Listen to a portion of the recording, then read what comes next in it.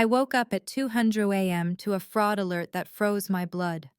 Someone was brute forcing my bank account using security answers only my family knew, like my childhood pet's name. The IP address traced straight back to my parents' house, the place where I was always treated as background noise while my brother was worshipped as the golden god. They thought they could just take what I built in the dark. They didn't realize they had just declared war on a CEO who knew exactly how to dismantle their entire world. Where are you watching from right now?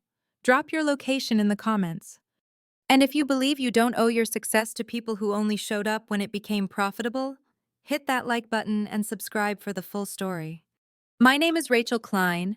I am 34 years old, sitting in a townhouse in Portland that smells of rain and fresh espresso. But when I close my eyes, I am instantly transported back to the suffocating, dry heat of Phoenix, Arizona. I can still feel the stucco walls of our childhood home, rough against my fingertips, retaining the day's heat well into the night. It was a beautiful house in a subdivision called Desert Ridge, the kind of place where the lawns were manicured into unnatural shades of green, and the silence of the streets masked the noise inside the homes. In our house, there was a specific frequency, a hum that dictated every movement, every decision, and every dollar my parents spent. That frequency was my older brother, Evan. I grew up with one absolute truth etched into the very drywall of that house. Evan was the untouchable one. He was the sun, and the rest of us, my mother, my father, and I were merely planets caught in his erratic, demanding orbit to the outside world. We were the perfect suburban family. My father was a tax attorney, my mother a real estate agent. We drove nice cars, we took vacations to San Diego in the summer, but inside, we were operating under a tyranny of favoritism so blatant it felt like a hallucination. Evan was 3 years older than I was. From the moment he could speak, he was labeled gifted. It was a word my mother used like a shield and a weapon.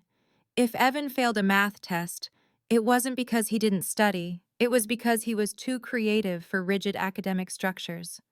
And if he got caught shoplifting a video game at the mall, which happened when he was 14, it wasn't a crime. It was a cry for help from a sensitive soul who was misunderstood by a cruel world. I remember watching this dynamic play out from the hallway, standing in the shadows while my parents sat Evan down at the kitchen table, not to discipline him, but to comfort him. They would wring their hands, offering him therapy, a new computer to channel his energy, and forgiveness before he had even asked for it. Then there was I. I was the background noise. I was the static on the radio station that no one bothered to tune into. I wasn't gifted in their eyes. Even though my report cards were a boring stream of straight A's. I wasn't sensitive, even though I spent nights crying into my pillow because I didn't understand why I was invisible. I was just Rachel, reliable, self-sufficient, low-maintenance Rachel. It wasn't jealousy I felt, at least not at first. Jealousy implies you want what the other person has. I didn't want Evan's life. I didn't want to be coddled or excused. What I felt was a profound, aching confusion. It was a cognitive dissonance that rattled my bones. How could two children, born of the same parents, living under the same roof, eating the same meals, be raised on two entirely different rulebooks? I remember a specific Tuesday when I was 16. It was 2006. The Arizona sun was particularly brutal that week, pushing temperatures over 110 degrees. I had just gotten home from school, clutching a heavy envelope in my backpack. It was a notification that I had won a statewide essay contest. The prize was $500 and a plaque. I had worked on that essay for 3 weeks, editing it until my eyes blurred, desperate for a win that was entirely mine. I walked into the kitchen, the cool blast of the air conditioning hitting my sweat-dampened skin. I was ready to make my announcement. I had rehearsed it in the car. Mom! Dad! Guess what? But the moment I stepped onto the tile floor, I knew the air in the room had been sucked out. My mother was pacing by the refrigerator, her phone pressed to her ear, her face pale. My father was sitting at the island, his head in his hands, staring at a stack of papers. "We have to wire it today, Linda," my father was saying, his voice tight. "If we don't, they're going to impound it." "I know, I know," my mother snapped, then lowered her voice into that soothing coo she reserved only for my brother. "Evan, honey, are you still there? Listen to me. Don't panic. Daddy is handling it. Just stay by the car. Do not talk to the police officer again until we get this sorted." I stood there, the heavy envelope in my hand suddenly feeling like a dead weight. I knew the script. I didn't even have to ask. Evan, who was supposed to be a sophomore at Arizona State University, a tuition fully paid for by my parents, had done something. Again. I waited. I stood by the pantry door for 10 minutes, just watching them scramble. My father was logging into his bank account, muttering about transferring funds from their savings. My mother was cooing into the phone, promising Evan that it wasn't his fault, that the other driver surely stopped too short, that the insurance would cover it, that he just needed to breathe. Apparently, Evan had rear-ended someone in his brand new Jeep Grand Cherokee, the one they bought him for getting into college. A reward for doing what everyone else just did. He was fine. But the car was a wreck, and there was some issue with an unpaid ticket he hadn't told them about. The crisis level was at a 10. Finally, my father looked up and saw me. His eyes were glazed over, stressed, looking right through me. "Rachel," he said, his voice distracted. "Not now. Evan's in trouble." I didn't say anything, I whispered. "Just go to your room, okay? We need to deal with this." I walked to my room. I sat on the edge of my bed and pulled the envelope out of my backpack. I looked at the letter congratulating me on my exceptionally articulate vision. I looked at the check for $500. And then I put it in my desk drawer, underneath a stack of old textbooks. I never mentioned it. Not that night at dinner, which we ate in silence because my mother was too upset to cook. Not the next morning, when Evan showed up at the house, looking sullen and playing the victim while my parents inspected him for invisible scratches. They bailed him out. Again. They paid the ticket. They paid the deductible. They probably paid the other driver to keep it quiet. And in the midst of that chaos, my victory didn't just feel small, it felt non-existent. That was the moment I realized that in the economy of our family, Evan's failures were expensive, demanding commodities that required all available capital, emotional and financial. My successes were free. They cost nothing, they required nothing, and therefore, they were valued at nothing. I spent years trying to calculate the math of it. Was it because he was a boy? Was it because he was the firstborn? Was it because he was so charming when he wanted to be? Evan had a smile that could disarm a cop. A way of looking at you with big, soulful eyes that made you want to fix whatever he had broken. He weaponized his incompetence. He learned early on that if he acted helpless enough, if he acted overwhelmed by the world, someone would step in to carry the load. I, on the other hand, had made the fatal mistake of being competent. I did my own laundry. I packed my own lunches. I understood the homework without asking for help, and because I didn't need saving, I wasn't deemed worthy of attention. It wasn't just the big things, like the car accidents or the credit card debt that started piling up when he was 19. It was the insidious daily reinforcement of the hierarchy. It was the way my mother's face lit up when he walked into a room, a light that dimmed significantly when I entered. It was the way my father would listen to Evan ramble for 20 minutes about a half-baked business idea to sell custom t-shirts, nodding intently as if it were a Fortune 500 strategy, but would check his watch when I tried to explain my AP physics project. "You're so strong, Rachel," my mom would say dismissively when I complained about a workload or a struggle. "You always figure it out." It was meant to be a compliment, I think, but to a child. "You're so strong" translates to, "I don't need to worry about you, so I won't." Denise Suam Sa. It creates a loneliness so absolute that it feels like you are living in a solitary confinement cell with the door wide open. You could walk out, but there is no one out there waiting for you. By the time I was 17, the confusion had hardened into a cold, sharp understanding. I stopped looking for logic. I stopped trying to present my achievements as offerings to the altar of their approval. I realized that no matter how bright I shone, Evan's shadow would always be cast over me. He was the protagonist of their lives. I was just the supporting character, the reliable narrator who was expected to stay out of the frame and keep the plot moving smoothly for the star. But what my parents didn't realize, and what Evan certainly didn't realize, was that being the background noise gave me a vantage point they didn't have. I was watching, I was recording. I was seeing the cracks in the foundation that they were frantically trying to plaster over with money and denial. I saw the way Evans smirked when my father handed him a check. I saw the way my mother poured wine a little earlier each day after dealing with one of his crises. I was the invisible witness to a slow-motion train wreck, and while they were busy saving Evan from the world, I began to realize that the only person who was going to save me was me. If you asked my parents, they'd swear they loved us equally. They could say it hand over heart, perhaps even believe it. They weren't abusive by any obvious measure. They didn't starve me, beat me, or lock me in closets.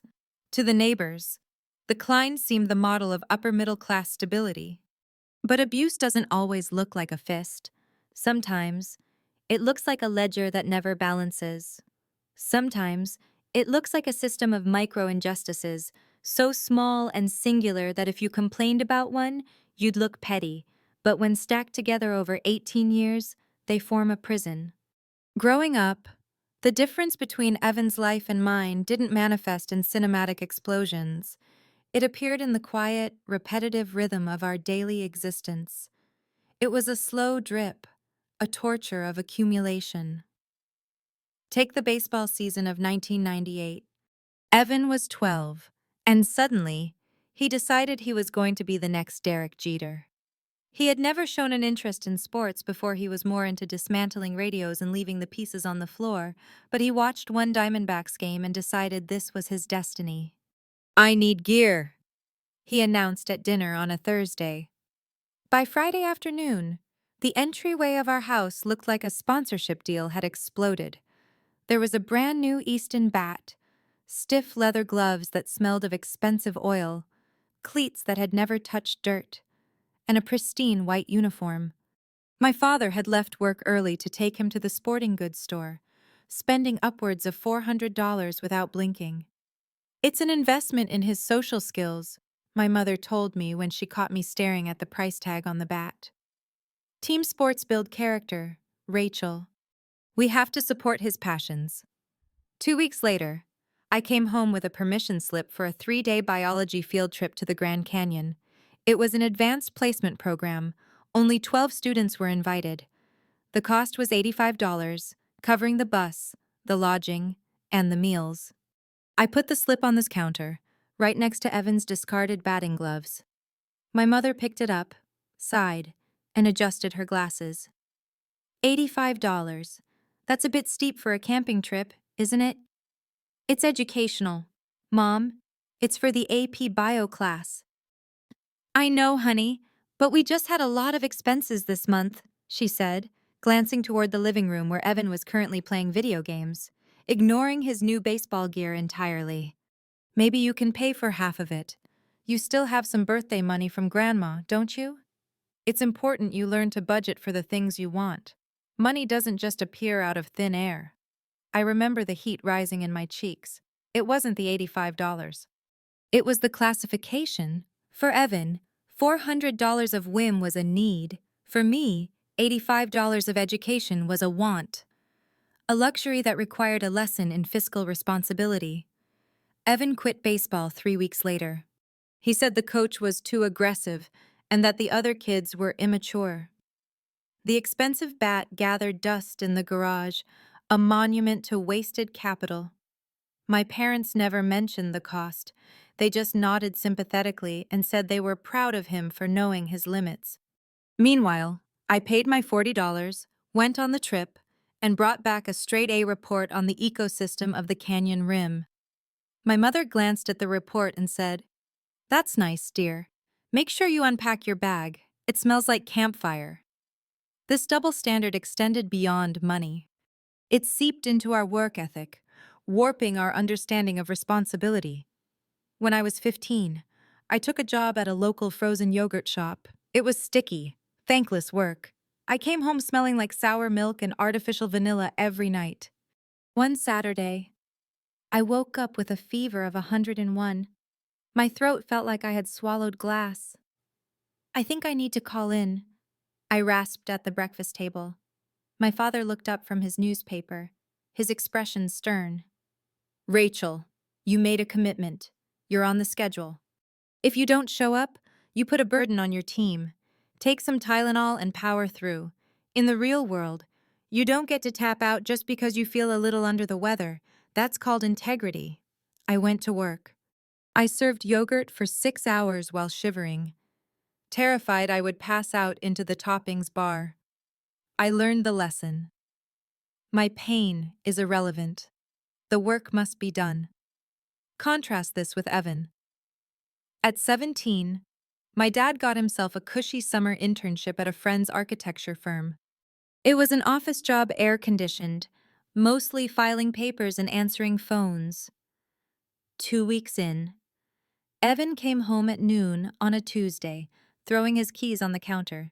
"I quit," he announced, grabbing a soda. "What happened?"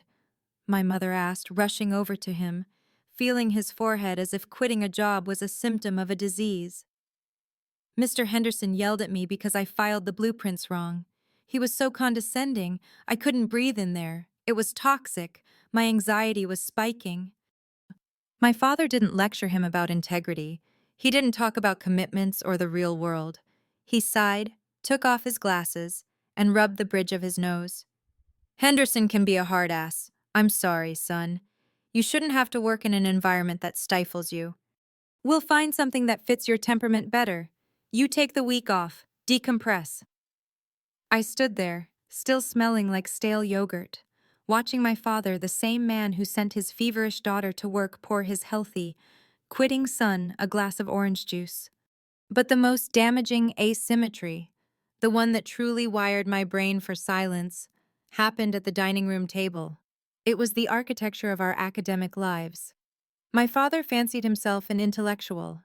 He loved to be involved in our schooling, but his involvement was polarized. For Evan, he was a savior. For me, he was a critic. I remember my junior year history paper. I had written 12 pages on the Industrial Revolution. I was proud of it. I brought it to my father at 9:00 p.m., asking if he could proofread it for grammar. He sat down with a red pen. He didn't just correct commas, he tore the essay apart. He slashed through entire paragraphs. He wrote awkward, redundant, weak thesis, and lazy thinking in the margins. He kept me up until 1:00 a.m., making me rewrite sentence after sentence while he hovered over my shoulder, smelling of scotch and disappointment. "I'm hard on you because you're capable of better, Rachel," he would say when he saw tears welling in my eyes. "Don't be mediocre. Mediocrity is the enemy." It felt like love, in a twisted, painful way. I thought he was pushing me because he saw my potential, but then the science fair would roll around. Evan was required to participate. He had procrastinated for months. Of course. The night before the fair, Evan had nothing but a trifold board and a vague idea about solar energy. My father didn't get out the red pen. He got out his toolbox. I watched from the hallway as my father spent 6 hours in the garage, building a fully functional solar-powered water pump. He cut the wires. He soldered the connections. He painted the base. Evan sat on a stool nearby, occasionally handing him a screwdriver, but mostly playing Snake on his Nokia phone. "Dad, aren't you supposed to just help him?" I asked at one point, stepping into the garage. My father didn't look up from the soldering iron. "He's overwhelmed, Rachel. He just needs a win to get his confidence back. Once he sees how it works, he'll understand the physics." I'm just scaffolding the learning process for him. The next day, Evan won first prize. He stood on the stage, holding the blue ribbon, beaming that charming golden boy smile. My father stood in the back of the auditorium, clapping louder than anyone, his face glowing with a pride that he had purchased with his own labor. I looked at my history paper, which had come back with an A and a note from the teacher saying excellent analysis. My father had barely glanced at it. That night, lying in bed, I stared at the ceiling and finally understood the system. It wasn't random. It was a perfectly designed architecture. Evan was the fragile prince who needed the kingdom to pave the road before he walked on it. His wants were treated as emergencies. His discomfort was treated as a tragedy. I was the draft horse. I was the one built to carry the load. My needs were optional. My struggles were character building. My dad helped Evan because he believed Evan couldn't do it alone. He critiqued me because he knew I could, but he refused to give me the satisfaction of being good enough. It was a silent message. Broadcast on a loop for 18 years, Rachel can handle the pain. Evan must be spared from it. They thought they were raising a genius and a worker bee. They didn't realize they were creating something else entirely. They were creating a monster of entitlement in the bedroom down the hall, and in my room, they were forging a cold, hard resolve that was slowly turning into a weapon. I stopped asking for help that night. I stopped asking for money. I stopped asking for validation. I realized that in the Klein household, love was a currency, and I was bankrupt. So, I decided to stop shopping at their store. I would earn my own currency. In a currency they couldn't devalue competence. But first, I had to learn how to disappear, how to move quietly, gather skills, and prepare myself for a life built on independence rather than permission. This was not just about vanishing from their expectations, it was about finding my voice outside their currency. Silence is not a natural state for a child. Children are designed to be loud, to be messy, to demand attention with the relentless persistence of a car alarm. They drop things. They scream when they scrape their knees. They ask why until the word loses all meaning. To become silent, to truly, fundamentally learn how to occupy zero volume in a room, is a learned behavior. It is an adaptation, like an animal growing a thicker coat of fur to survive a sudden ice age. By the time I hit middle school, the ice age in the Klein household was permanent, and I had evolved. I learned the survival skill that my parents unintentionally taught me, a lesson more valuable and more damaging than any AP class I would ever take. Silence hurts less than disappointment. The equation was simple.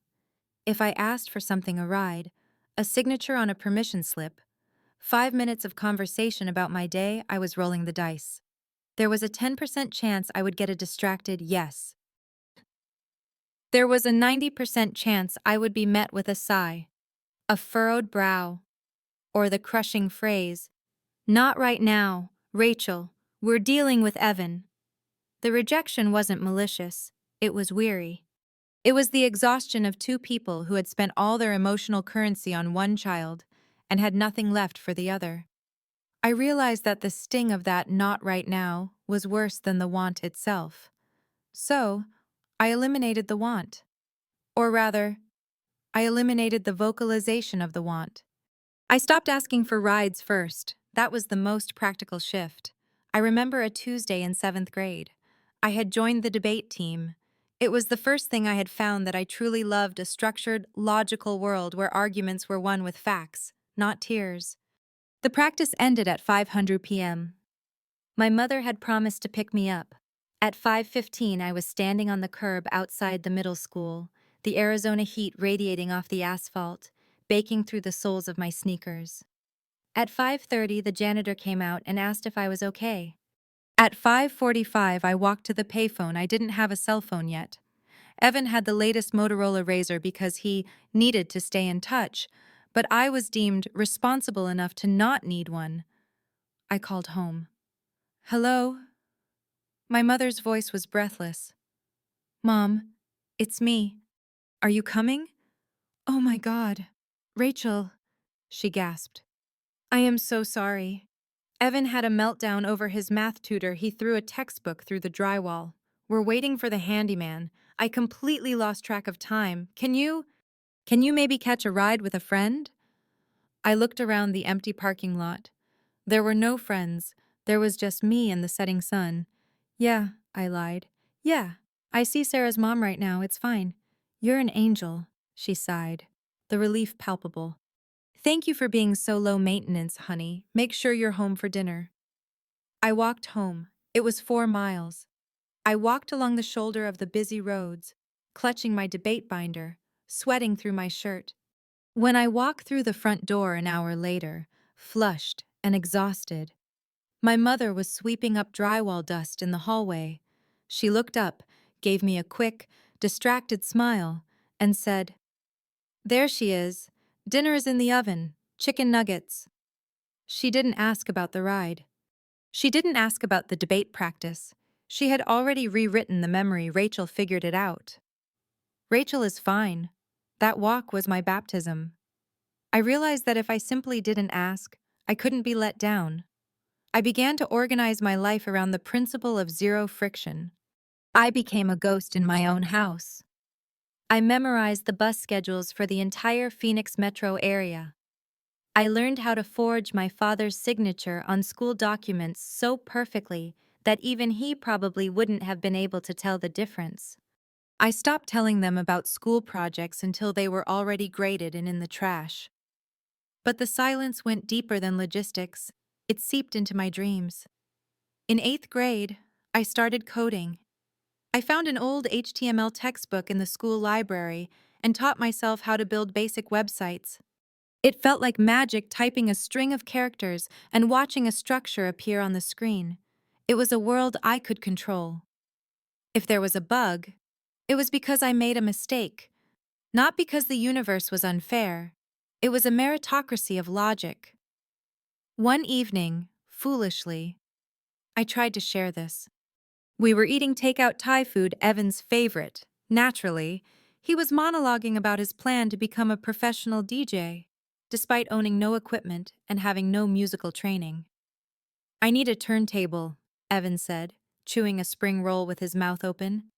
Like a real professional setup. It's an investment. I could make huge money doing parties. We'll look into it, my dad said, nodding. It's good to have an artistic outlet. I built a website today, I said. The words came out quietly, almost strangled. The table went silent for a beat.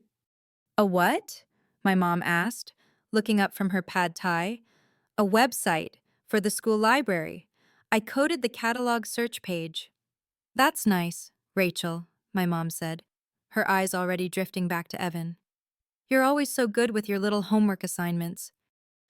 It's not homework, I pressed, a dangerous bubble of hope rising in my chest. It's coding. It's how the internet works. I think I want to be a software engineer. Evan snorted. Nerd alert. You want to sit in a basement and type all day? That sounds miserable. I need to be out with people. I have charisma. Evan has a point, my dad chimed in. Not unkindly, but with that patronizing tone that cut deeper than an insult. Computer science is a very solitary life, Rachel. You're a pretty girl. You should look into something more social, like marketing or HR. Something where you can use your people skills. I don't have people skills. I wanted to scream. I have survival skills. But I didn't scream. I saw the wall. They didn't see the code. They saw a little assignment. They didn't see a career. They saw a hobby that didn't fit their narrative of what a girl should be. They saw Evan as the star, the charismatic DJ who just needed a turntable to conquer the world. They saw me as the supporting cast, best suited for a role that kept me quiet and out of the way. Yeah, I said, retreating. Maybe you're right. Marketing. I never brought up coding again. I just did it. I stayed up until 300 a.m., the glow of the monitor the only light in my room, learning Java, learning C++, building worlds they would never see. I learned to walk through the house without making the floorboards creak. I learned to gauge the weather of the living room instantly upon entering the front door if Evan was shouting, if my mom was crying, if my dad was drinking scotch. I would simply evaporate into my bedroom. I became low maintenance. My parents wore that phrase like a badge of honor. They bragged to their friends about it. Rachel is just so easy, they would say at neighborhood barbecues. We never have to worry about her. She's on autopilot. Sen, they didn't understand that low maintenance is not a personality trait. It is a trauma response.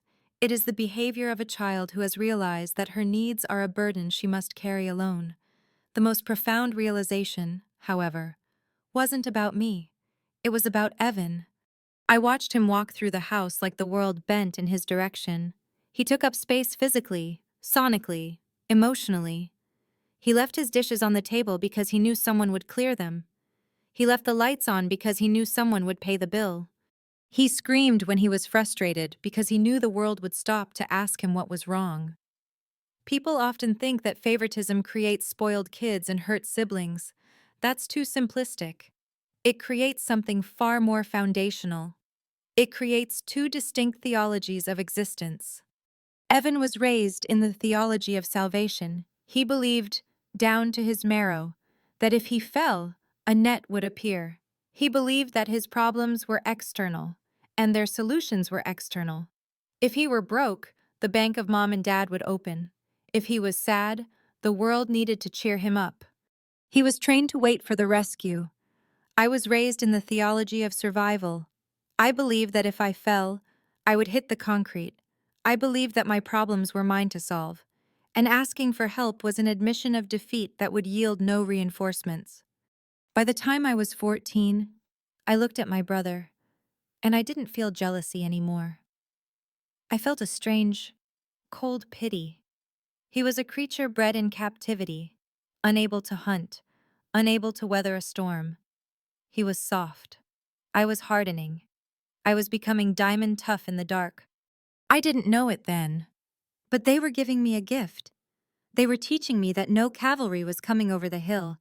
They were teaching me that if I wanted to leave this desert, I would have to build the car, map the route, and drive it myself. And I was ready to drive.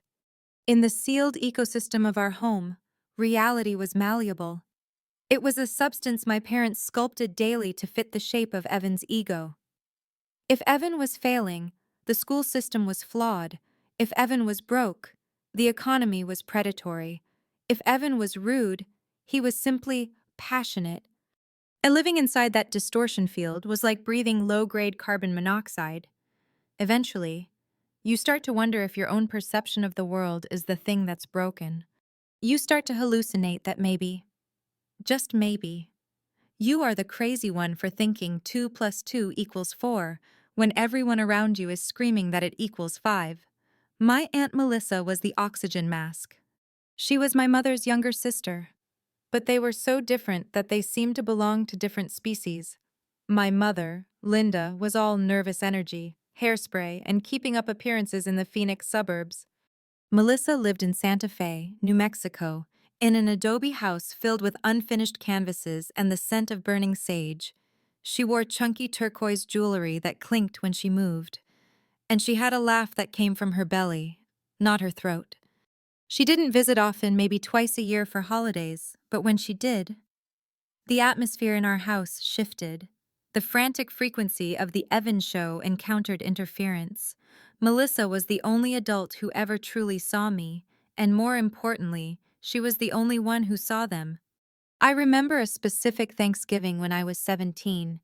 It was arguably the peak of the Evan delusion. He was 20, had just dropped out of his second college, University of Arizona this time, and had moved back home to regroup.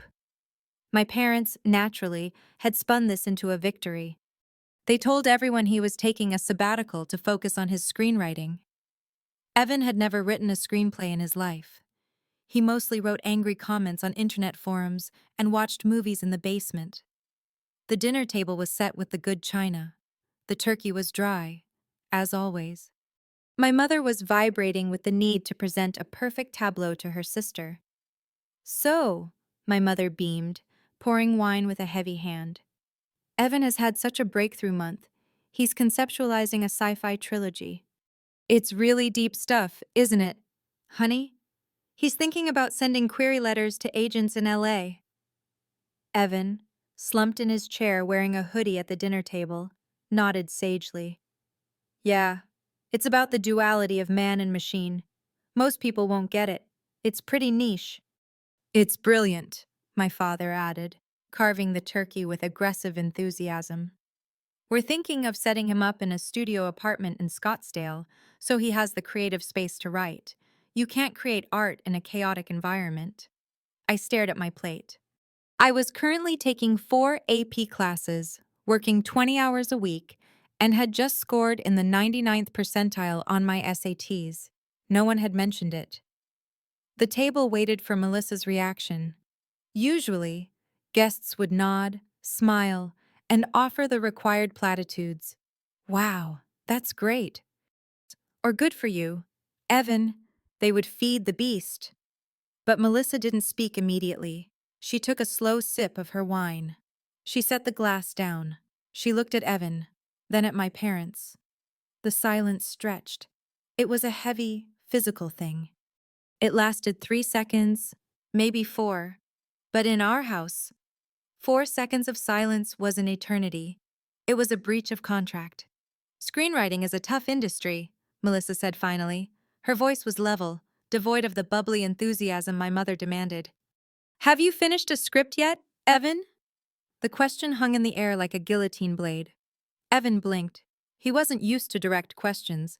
He was used to praise for intentions, not results. Well, I'm in the ideation phase. You can't rush the process. Right, Melissa said. She didn't roll her eyes.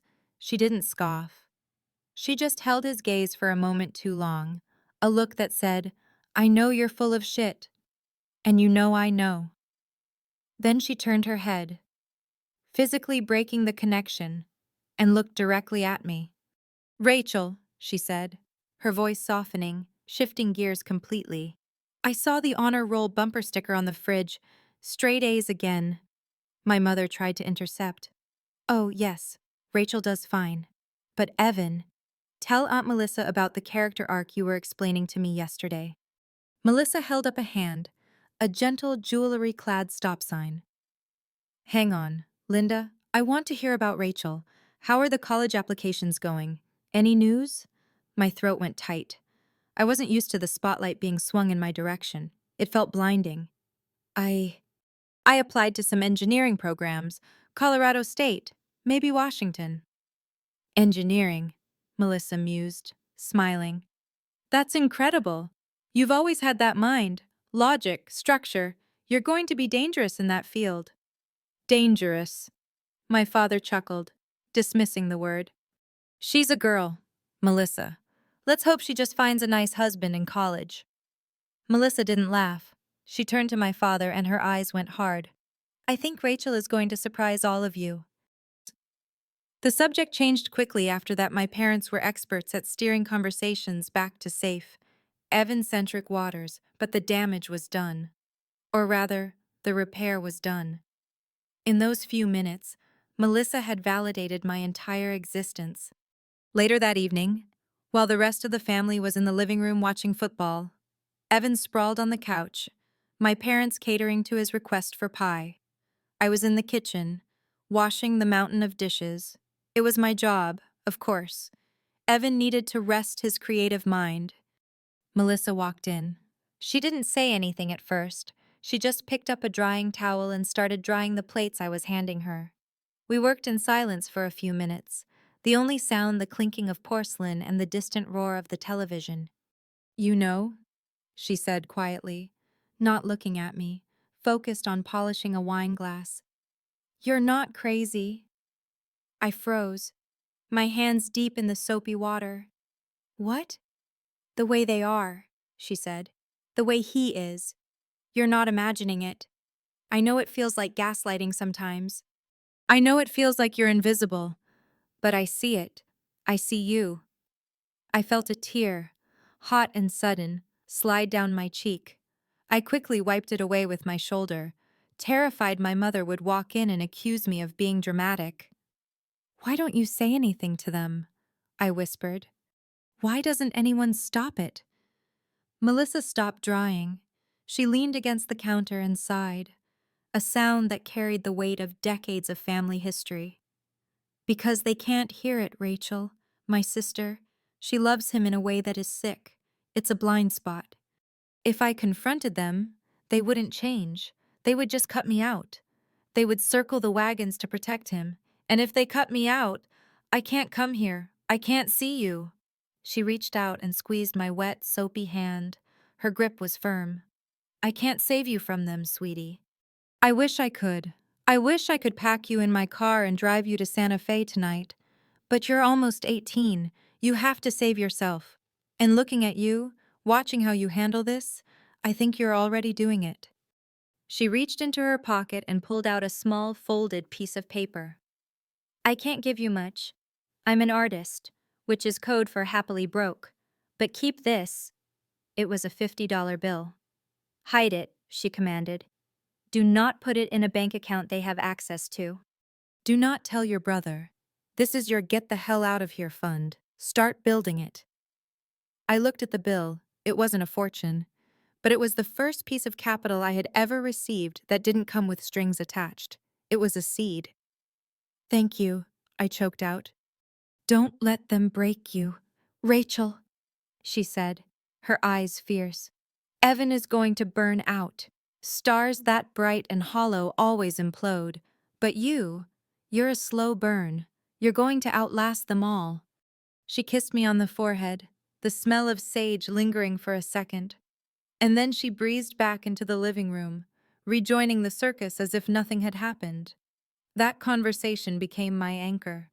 For the next year, whenever my father criticized my lack of spark, whenever my mother handed Evan a check while telling me to budget, I would think of Melissa. I would think I am not crazy. I am seen. It's strange how little it takes to keep a drowning person afloat. You don't need a yacht. You just need a piece of driftwood. Aunt Melissa was my driftwood. She taught me that the family narrative wasn't the only narrative. There was another version of the story where I wasn't the background noise, but the hero in waiting. She never confronted them. She never caused a scene. To an outsider, she might have looked complicit, but to me, she was a secret agent operating behind enemy lines.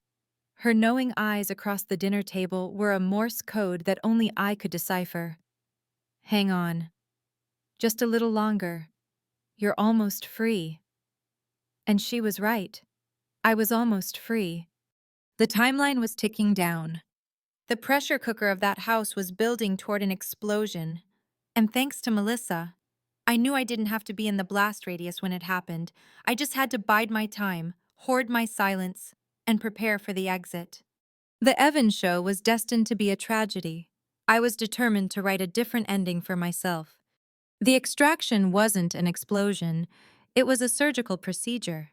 I didn't storm out with bags packed in the middle of a screaming match.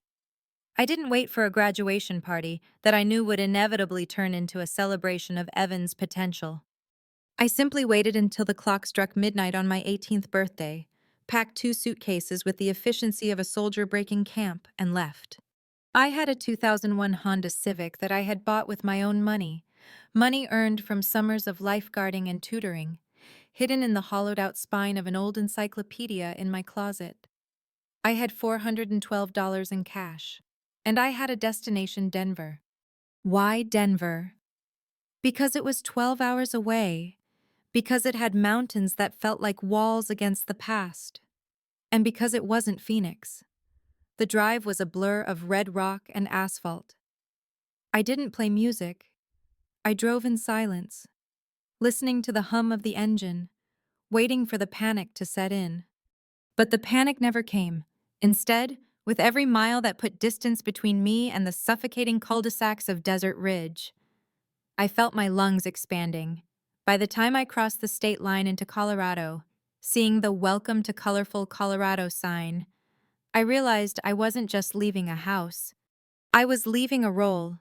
I landed in a neighborhood off Colfax Avenue that the real estate listings called up and coming, but reality called rough. My apartment was a studio on the third floor of a brick building that smelled perpetually of boiled cabbage and floor wax. The carpet was a shade of industrial gray, worn so thin in the center that the subfloor peeked through like a bruise. The radiator clanked and hissed like a dying animal, and the single window had a gap in the frame that whistled a high, mournful note whenever the wind came off the Rockies. To anyone else, it was a dump. To me, it was a palace. The first night, I sat on the floor. I had no furniture, just a sleeping bag and a lamp I'd bought at Goodwill, and listened to the silence. It was a different kind of silence than the one I grew up with. The silence in Phoenix was heavy, pregnant with the expectation of Evan's next crisis. It was a silence you had to hold your breath through. This silence was empty. It was neutral. It didn't ask anything of me. I locked the deadbolt. I checked it twice. And for the first time in 18 years, I slept without one ear open. Survival in the real world, I quickly learned, was a math problem. And unlike the emotional calculus of my family, this math made sense. My rent was $550 a month. My car insurance was $80. Food was whatever I could afford after that. To make the equation balance, I didn't sleep much. I constructed a life of rigid, military-grade structure. Structure became my religion. My day began at 3:45 a.m. I worked the opening shift at a coffee shop downtown, a high-volume place where the line wrapped around the block by 700 a.m. I spent 6 hours in a fugue state of steaming milk, pulling shots, and dealing with corporate lawyers who threw tantrums if their foam wasn't dry enough.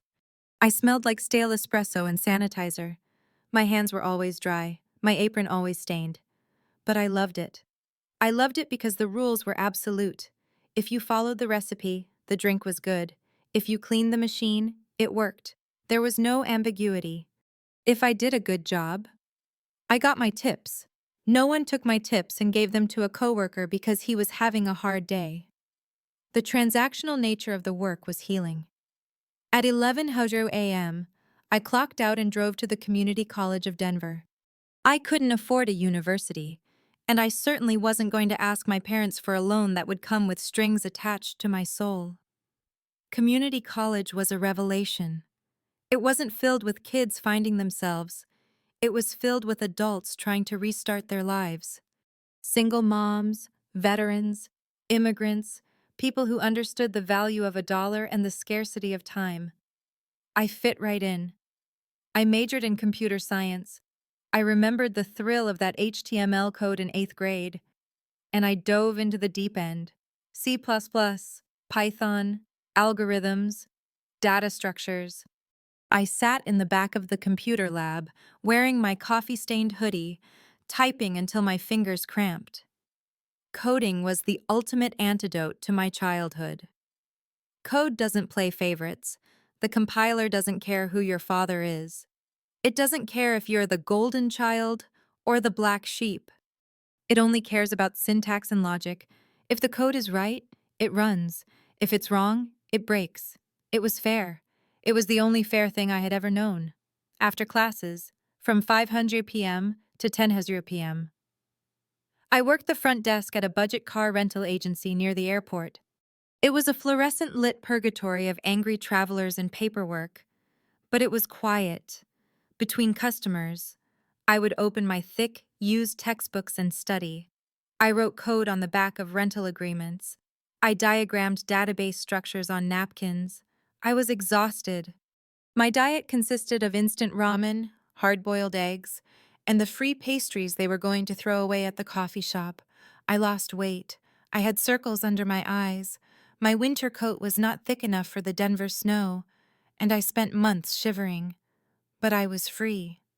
Every Sunday, I performed the obligatory ritual, the phone call home. I kept them short. I kept them vague. I'm fine, Mom. School is good. Work is fine. No, I don't need anything. Well, that's good, Rachel, my mother would say, her voice always sounding like she was distracted by something more important. You were always so independent. Listen, your father and I are just frantic right now. Why? It's Evan. Well, he's switching majors again. Oh, yes.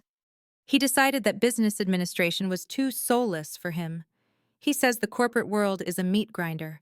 He wants to transfer to a film program in Los Angeles. He thinks he has a director's eye. That sounds expensive, I would say, staring at my radiator, calculating how many days I could stretch a loaf of bread. It is, she sighed. But you know your brother. If we don't support his vision, he gets so depressed. We're refinancing the cabin to cover the tuition in his apartment. Rents in LA are criminal, Rachel. Simply criminal. I would listen to the numbers. 3,000 a month for his rent, 20,000 for tuition. A new car because the traffic in LA required reliable AC. They were pouring concrete into a bottomless pit. Meanwhile, I was debating whether I could afford a $12 heater for my bathroom, but strangely, the envy was gone. It had been replaced by a clarity that was almost diamond hard. I imagined Evan in LA, sitting in a cafe, talking about his vision, waiting for the check to clear. He was a prisoner of their support. He couldn't leave because he couldn't survive. He was a pet, fed and groomed, but utterly incapable of hunting. I looked around my crappy apartment. The wind was whistling through the window gap again. I walked over, tore off a piece of duct tape, and sealed the crack. The whistling stopped. I had fixed it. Me. No one else. One night, during a blizzard in late February, the power in my building went out. The heat died instantly. The darkness was absolute. I sat on my bed, wrapped in 3 blankets, watching my breath plume in the air. I had $14 in my bank account until payday on Friday. I had a midterm on Java inheritance the next morning. In any other life, this would be a low point. It should have been miserable. But I sat there in the dark, and I started to laugh. It was a small, quiet laugh that bubbled up from my chest. I was cold. I was hungry. I was alone. But I wasn't waiting for permission to turn the lights back on. I wasn't waiting for my dad to fix the fuse. I wasn't waiting for my mom to tell me it wasn't my fault. I lit a candle. I pulled my textbook into the small circle of yellow light. And I kept studying. I realized then that poverty was temporary. But the helplessness my brother lived in, that was permanent. I was building a foundation. It was rough, and it was ugly, and it was made of cheap materials. But it was sitting on bedrock. Every shift I worked, every line of code I wrote, every bill I paid on time was a brick in a wall that no one, not Evan, not my parents, not the world could ever knock down.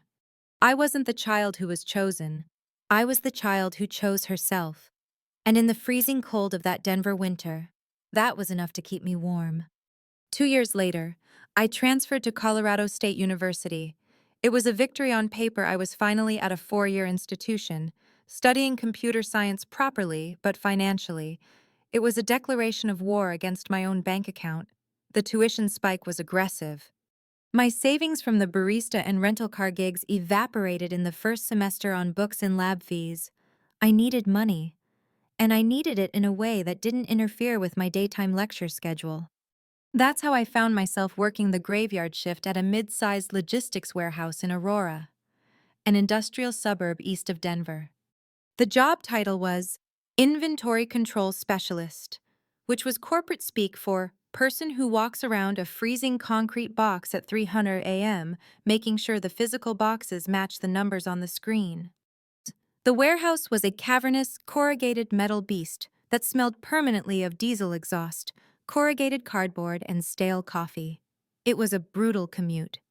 I was living near campus in Fort Collins to save on rent, driving an hour and 20 minutes south to Aurora 3 nights a week, working a 10-hour shift, and then driving back up I-25 as the sun rose, fueled by nothing but adrenaline and terror of falling asleep at the wheel. That job broke me physically. My feet were constantly blistered. My circadian rhythm was shattered. I existed in a perpetual twilight state where I wasn't quite sure if it was Tuesday or Friday. But while it broke my body, it built my mind. It gave me the one thing a classroom never could, a problem so complex and expensive that it demanded to be solved. The warehouse was a monument to inefficiency. I spent my nights watching the chaos of the supply chain in real time. I watched forklifts crisscross each other in dangerous, redundant patterns. I watched trucks sit idle at the loading docks for 3 hours because a dispatcher had double booked a bay.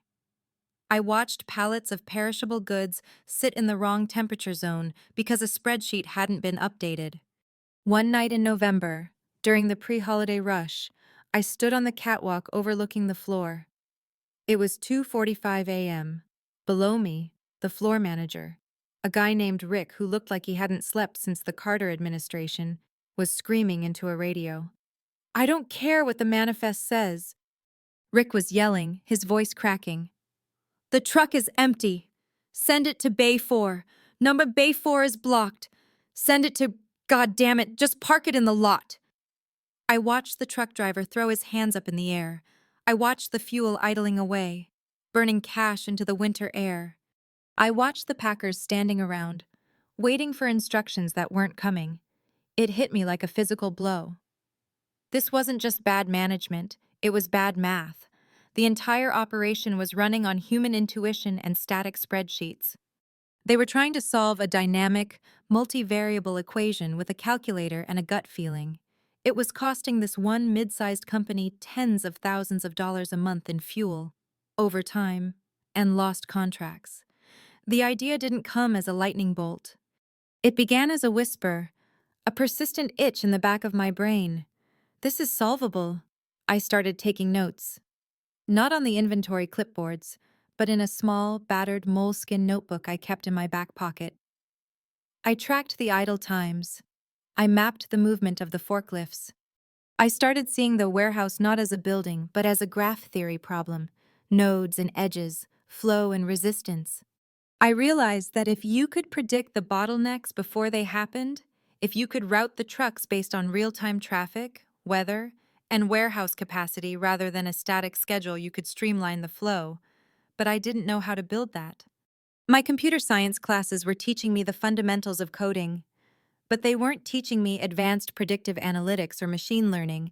I was learning how to build a calculator, but I needed to build a brain. So, I built my own university. My apartment in Fort Collins, a basement unit that received sunlight for approximately 20 minutes a day, transformed. It ceased to be a home and became a laboratory. I couldn't afford a master's degree in AI. I couldn't afford boot camps, but I had the internet, and I had a library card. I scavenged. I found discarded textbooks on linear algebra and statistical modeling in the bins outside the professor's offices at the end of the semester. I scoured YouTube for lectures from MIT and Stanford that had been uploaded for free. I lived on forums like Stack Overflow and GitHub, lurking in the comments, reading code written by engineers at Google and Amazon, reverse engineering their logic. I stopped sleeping almost entirely. I would work the warehouse shift, come home at 6:00 a.m., sleep until 10:00 a.m., go to my university classes, and then spend the evening glued to my whiteboard. My walls became a mosaic of sticky notes: yellow for variables, pink for constraints, blue for potential algorithms. I drew flowcharts on the bathroom mirror with dry erase markers so I could study while I brushed my teeth. The smell of the apartment changed. It no longer smelled like cleaning products. It smelled of lukewarm instant ramen, electronics, and the sharp, chemical scent of whiteboard markers. I was teaching myself Python libraries pandas for data manipulation, scikit-learn for machine learning. I was wrestling with the traveling salesman problem, trying to adapt it to a warehouse environment where the cities were moving targets. It was lonely work. There were no study groups for this. There was no professor to tell me if I was on the right track. There was just me, the glowing screen, and the cursor blinking in the darkness. And I told no one, especially not my family. This was the hardest discipline to maintain. There is a natural human instinct to want to share your passion, to say, "Look what I'm making." But I knew the script too well. I had lived through 18 seasons of The Evans Show, and I knew exactly how the plot twist would go if I introduced a new character. If I told them I was working on a software startup, one of two things would happen. Scenario A, I fail. If the code didn't work, if I burned out, if the idea was garbage, my parents would use it as ammunition. See? We told you. You're overreaching. You should have stuck to something safe. You're just not a visionary like Evan. They would turn my failure into a cautionary tale to keep me in my place. Scenario B, I succeed. This was actually the more terrifying option. If I told them I was on to something big, something valuable, they would swarm. My father would want to consult on the legal structure. My mother would want to tell her friends about her genius daughter to gain social capital. And Evan would want a piece. He would see my hard work as a resource to be harvested. I couldn't risk it. This idea, which I had started calling evergreen flow in my head, was too fragile. It was a seedling. You don't expose a seedling to toxic waste and expect it to grow. You keep it in the greenhouse. You protect it. So, I lied. During my Sunday calls, when my mother asked what I was doing, I kept myself small. Just studying. Mom, classes are hard. Well, don't work too hard, she'd say, distracted. Evan is having a rough time in LA. Apparently, the film industry is very political. He says people are intimidated by his fresh perspective. We're thinking of flying out there to help him network. Dad knows a guy who knows a producer. That's nice, I would say, staring at a whiteboard covered in complex routing algorithms that could revolutionize supply chain logistics. I hope it works out. You sound tired, Rachel. You're not doing anything foolish. Are you? Just focus on your grades. Get that degree so you can get a nice, stable job at an insurance company or something. Yeah, insurance. That's the dream. I hung up the phone and turned back to the screen. The contrast was dizzying. Evan was out there in the world, burning through thousands of dollars of capital on networking dinners and creative retreats, producing absolutely nothing of value. I was here in a basement eating noodles that cost 33 cents a pack, building a neural network that could think. One night, around 3:00 a.m. in the apartment, I hit a wall. I had been debugging a routing script for 6 hours. It kept crashing. I was exhausted, hungry, and shivering because I kept the heat low to save money. I put my head in my hands and started to cry. It was a silent, shaking cry. I felt the weight of the isolation. I wondered if I was delusional. Maybe I wasn't a genius. Maybe I was just a sad girl in a basement playing pretend. I looked at the whiteboard. I saw the logic flow I had drawn days ago. And suddenly, through the tears, I saw the error. It wasn't a code error, it was a logic error. I was prioritizing speed over capacity. I needed to weigh the variables differently. I wiped my face with my sleeve. I typed the correction. I ran the simulation. On the screen, the virtual trucks moved. They didn't crash. They routed perfectly around the bottleneck. The efficiency score on the bottom left of the screen ticked up 12% improvement. I sat back in my cheap office chair, the springs squeaking in the silence. My heart was hammering against my ribs. I hadn't just fixed a bug. I had proven the concept. I looked at the phone sitting on my desk. The urge to call anyone was overwhelming. I wanted to scream. I did it. I made something real. But I didn't touch the phone. I knew that if I called home, the magic would drain out of the room. They would ask, "How much money does it make?" Or, "Can you help Evan with his computer?" They would drag it down to earth and trample it. So I celebrated alone. I boiled water. I made a cup of tea. I sat and watched the simulation run, over and over again. The little digital trucks moving in a perfect, harmonious dance. It was the most beautiful thing I had ever seen. And the best part was, it was entirely, 100% mine. I was building a kingdom in the dark, and by the time the sun came up and the world saw what I had done, it would be too late for them to stop me. 2 years is a long time to hold your breath. If you were to look at a timeline of my life, the period between my 21st and 23rd birthdays would appear as a blank space. I didn't go on spring break trips to Cancun. I didn't date.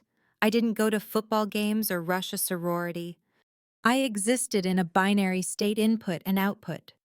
I was absorbing information, and I was writing code. My apartment in Fort Collins had become a shrine to the algorithm. The carpet was stained with coffee. The air was thick with the hum of the 3 refurbished servers I had bought off eBay and rigged together into a makeshift cluster in my closet. I called it the stack. It wasn't pretty, cables were duct taped to the wall, and I had a box fan running 24/7 to keep them from overheating. But it was the beating heart of my creation. I had named it Evergreen Flow. The name came to me during a hike in Rocky Mountain National Park, one of the few times I allowed myself to leave the lab. I was looking at the pine trees, how they survived the harsh winters, the droughts, and the wind. They were adaptive. They were efficient. They didn't panic, they just routed their resources to where they were needed most. That's what I wanted my software to be. Not a static schedule that broke the moment a truck got a flat tire, but a living, breathing system that reshaped itself around obstacles. By the spring of 2013, the code was stable. I had run thousands of simulations. I had thrown every variable I could think of at it: snowstorms, driver strikes, fuel spikes, sudden inventory shortages. The AI didn't just react, it predicted. It saw the patterns in the chaos before the human eye could even register a problem. But a simulation is safe. The real world is messy. I needed to take it out of the box. That meant I needed a business entity. I remember sitting at my desk, staring at the Secretary of State's website.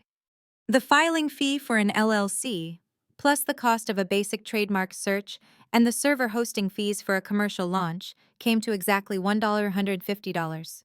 I checked my bank account. I had $1,214.18. This was my entire net worth.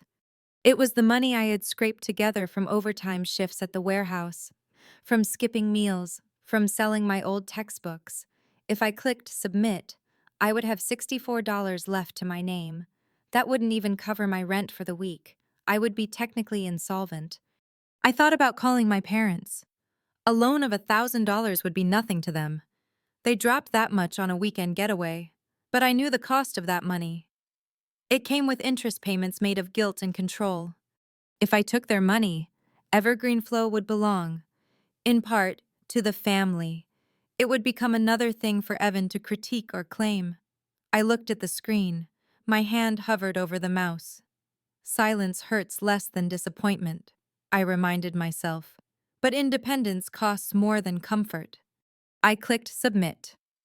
Evergreen Flow Systems LLC was born at 11:42 p.m. on a Tuesday. I didn't pop champagne. I ate a piece of dry toast and went to bed, terrified and electrified. Now I needed a client. I didn't have a marketing budget. I didn't have a sales team. I had a Honda Civic with 180,000 miles on it and a cheap suit I bought at Target. I targeted the unsexy underbelly of the supply chain. I wasn't going for Amazon or FedEx. They had armies of engineers. I was looking for the mid-sized regional players, the distributors who were big enough to have complex problems, but small enough to be drowning in them. I found Highland Distributing. They were a family-owned beverage distributor in Fort Collins that moved craft beer and soda across northern Colorado. I knew them because I had seen their trucks idling in traffic on College Avenue, burning fuel, looking lost. I walked into their office on a rainy Wednesday morning. The building was a concrete block that smelled of malt and diesel. The receptionist looked at me, a 23-year-old girl in a polyester suit, with open skepticism. "Can I help you, honey?" she asked, popping her gum. "I'd like to speak to the operations manager," I said, trying to pitch my voice lower, to sound older. "I have a proposal that can save him 20% on his fuel costs," she laughed. "Mr. Henderson is busy." "I'll wait." I waited for 4 hours. I sat on a hard plastic chair, reading an old copy of Field and Stream, listening to the phones ring. At 2:00 p.m., a burly man with a gray mustache and a stained polo shirt walked out of the back office, looking harassed. "Who are you?" he grunted, looking at me. "I'm Rachel Klein," I said, standing up. "I'm a systems architect. I've been watching your fleet. Your routing is inefficient. You're overlapping routes in Loveland, and you're deadheading back from Greeley. I can fix it." He narrowed his eyes. You been spying on my trucks? I've been observing public data. I lied smoothly. Look, Mr. Henderson, I'm not selling you a consulting package. I have a software engine. I want to run a pilot program. Give me your historical data for the last 3 months. I'll run it through my system. If I can't show you a theoretical savings of at least 15%, you never hear from me again. If I can, you hire me for a 3-month trial. He looked me up and down. He saw a kid, but he also saw someone who had waited 4 hours in a lobby. You got a card. I handed him the business card I had printed at Kinko's that morning. You got 2 days, he said. Send the NDA to my email. I didn't sleep for the next 48 hours. I took his data, a mess of Excel spreadsheets and handwritten logs, and cleaned it, formatted it, and fed it into Evergreen Flow. The system chewed on it. It spit out a new routing map. When I presented the report to him 2 days later, his eyebrows shot up. You're saying I should have sent the Loveland truck to Estes Park on Tuesdays, not Thursdays? He asked, pointing at the screen. Yes, I explained. Because on Tuesdays, the traffic on Highway 34 is 40% lighter due to construction schedules. And your average delivery size in Estes is smaller, so you can use the smaller van, saving on diesel. He stared at me. How the hell did you know about the construction? The algorithm scrapes the Department of Transportation database in real time, I said. He hired me.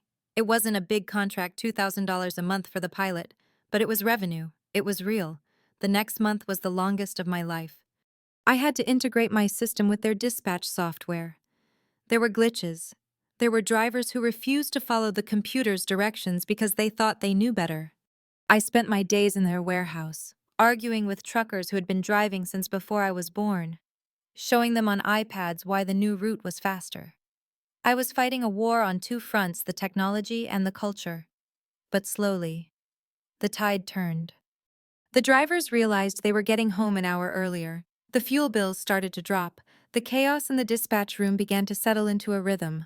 On July 14th, I received the email. Subject, June Performance Report. I opened it. My hand was shaking so bad I nearly dropped the mouse. It was from Henderson, Rachel. Final numbers for June are in. Accounting double-checked them because I didn't believe it.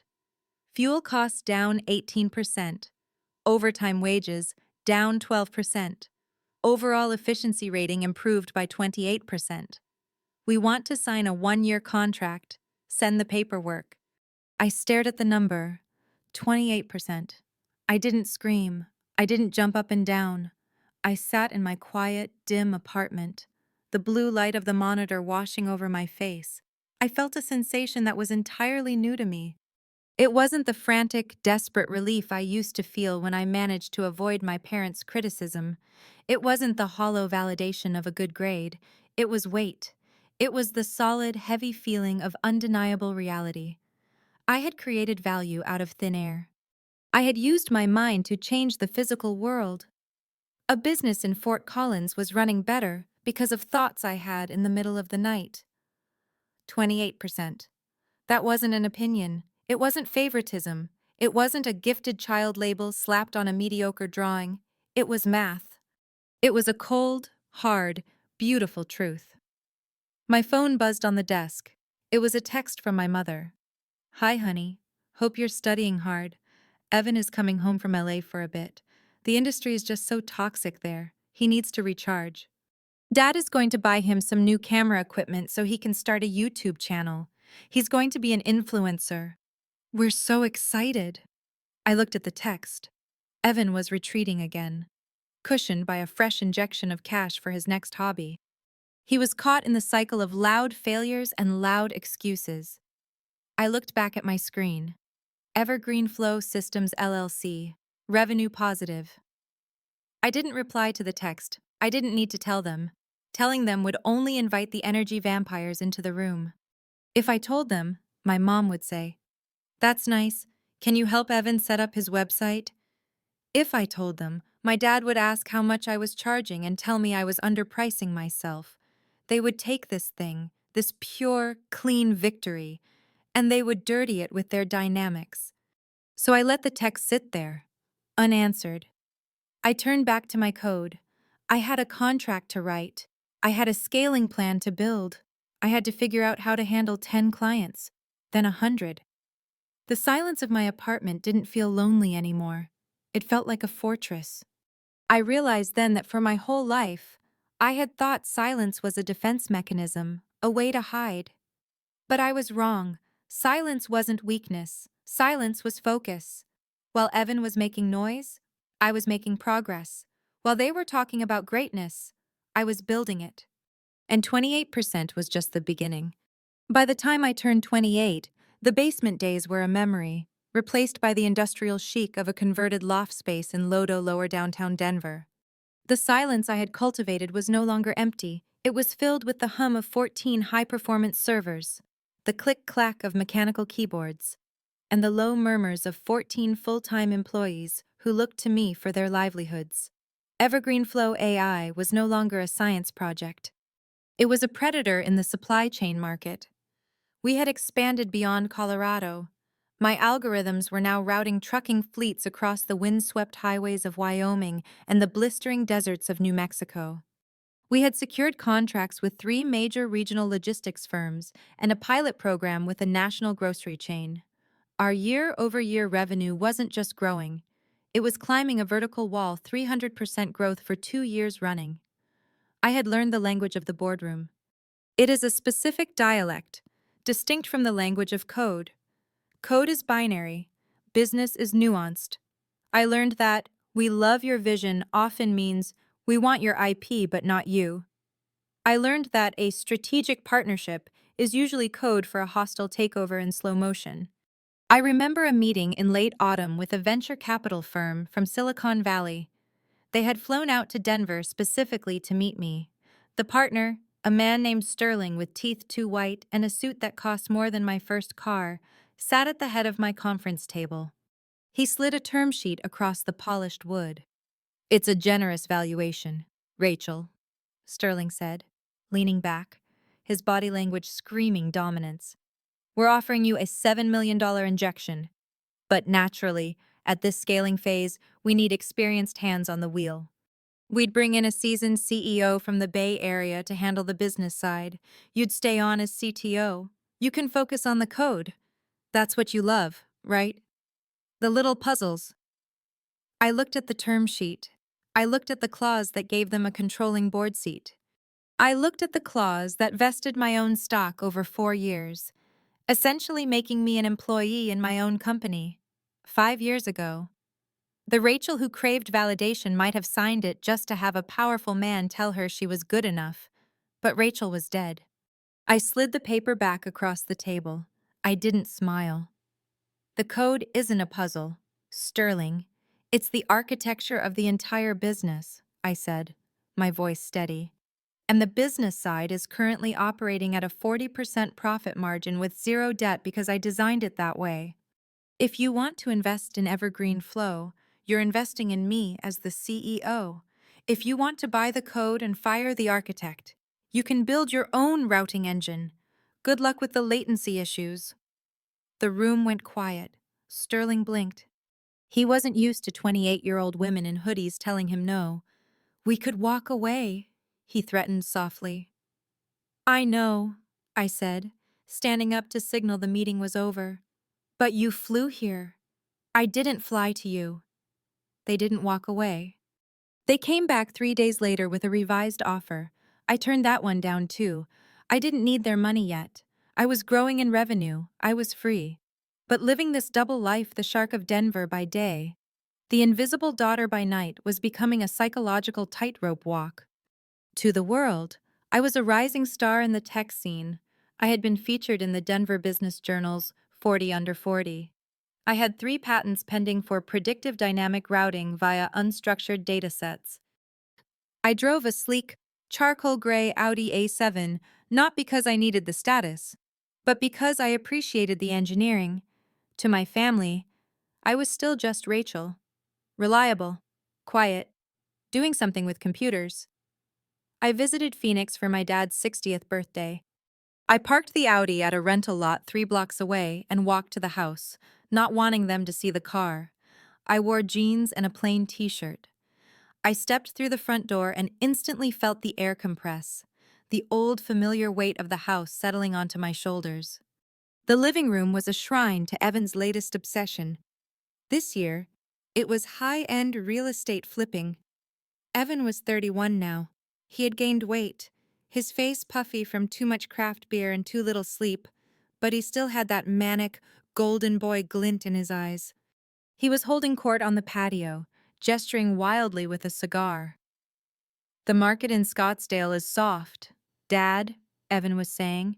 That's why we buy now. I found this property, a distressed mid-century modern. It needs work, sure, but the bones are good. If we drop 200 grand into the Reno, we flip it for double. It's simple math. My father was nodding, looking tired but hopeful. It sounds like a solid plan, son, but 200,000, that's a lot of liquidity. Scared money doesn't make money, Pop. Evan laughed, slapping my father on the back. I sat in the corner, nursing a lukewarm iced tea. My mother bustled over, looking frazzled. Rachel, honey, help me with the potato salad, she whispered, handing me a bowl. So, how is the job? Are you still at that rental car place? No, Mom, I said gently. I quit that years ago. I have my own company. The software thing. Right, the software, she said, her eyes glazing over instantly. Is that steady? Do you get benefits? I worry about your health insurance. I have insurance. Mom, I have employees. That's nice, she said, not really hearing me. She looked out the window at Evan. Your brother is so stressed. This real estate project is a massive undertaking. He's taking on so much responsibility. Is he? I asked, cutting a potato with a little too much force. Or is he taking on your retirement fund? My mother stiffened. We're investing in him, Rachel. That's what family does. We support each other's dreams. Besides, he promised us a 20% return within 6 months. I felt a wave of nausea. A 20% return in 6 months was a Ponzi scheme or a miracle. In real estate, it was a fantasy. Mom, I said, keeping my voice low. Where is the money coming from? You guys already refinanced for his film school and the failed coffee roastery. We took a second mortgage, she snapped, her voice defensive. It's none of your business. Really. We have equity, and when Evan sells this house, we'll pay it all off and buy a boat.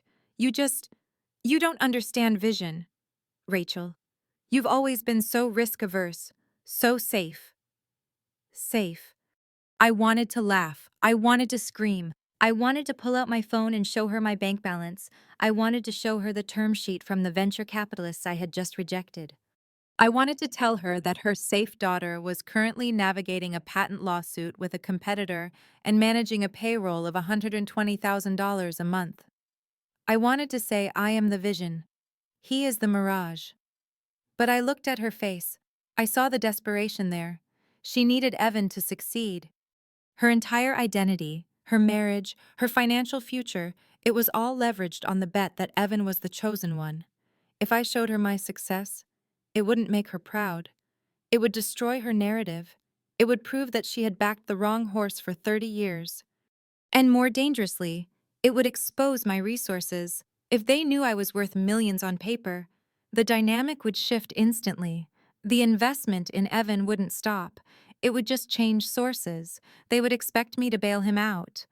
They would expect me to fund the flip, the film, the next dream. They would guilt me with phrases like, family shares blessings, and you can afford it. I looked at Evan on the patio, blowing smoke rings, talking about granite countertops he couldn't afford. I realized then that my secrecy wasn't just about privacy, it was a firewall. You're right, Mom, I said, putting the knife down. I am risk-averse. I just want to make sure you guys are okay. We're fine, she said, smoothing her apron. Now, go say happy birthday to your father. And try to be cheerful. Evan is making a toast later. I survived the party. I watched Evan give a toast that was mostly about himself. I watched my father sign a check for the contractor Evan had hired. I watched the slow-motion car crash of my parents' finances, and I did nothing. I drove back to Denver that night, tearing through the darkness at 80 miles an hour. The contrast between my two worlds was becoming unsustainable. On one side, I was a captain of industry, building a legacy. On the other hand, I was a child, dismissed and pitied. The next morning, I walked into my office. My lead developer, a brilliant guy named Marcus, was waiting for me. "Rachel," he said, "we got the data back from the Wyoming pilot. The predictive model for snow routes is holding at 94% accuracy. It's incredible." Also, the lawyer called. "The trademark for Evergreen Flow is officially registered." "Good," I said, pouring myself a black coffee. "And Marcus?" "Yeah. Lock down the cap table. I want to make sure that no shares can be transferred without my explicit written consent. No loopholes." "Already done," he said. "You worried about a hostile takeover?" "Something like that," I murmured. I looked out the window at the Rocky Mountains. I was building a fortress. My family was burning theirs down. I knew, with a sinking feeling in my gut, that eventually the fire from their house would try to jump the firebreak to mine. I had 14 employees. I had 3 patents. I had a company growing at 300%, and I had a secret that was getting heavier every day. I was waiting for the inevitable collision. I just hoped that when it happened, I would be strong enough to keep the door bolted shut.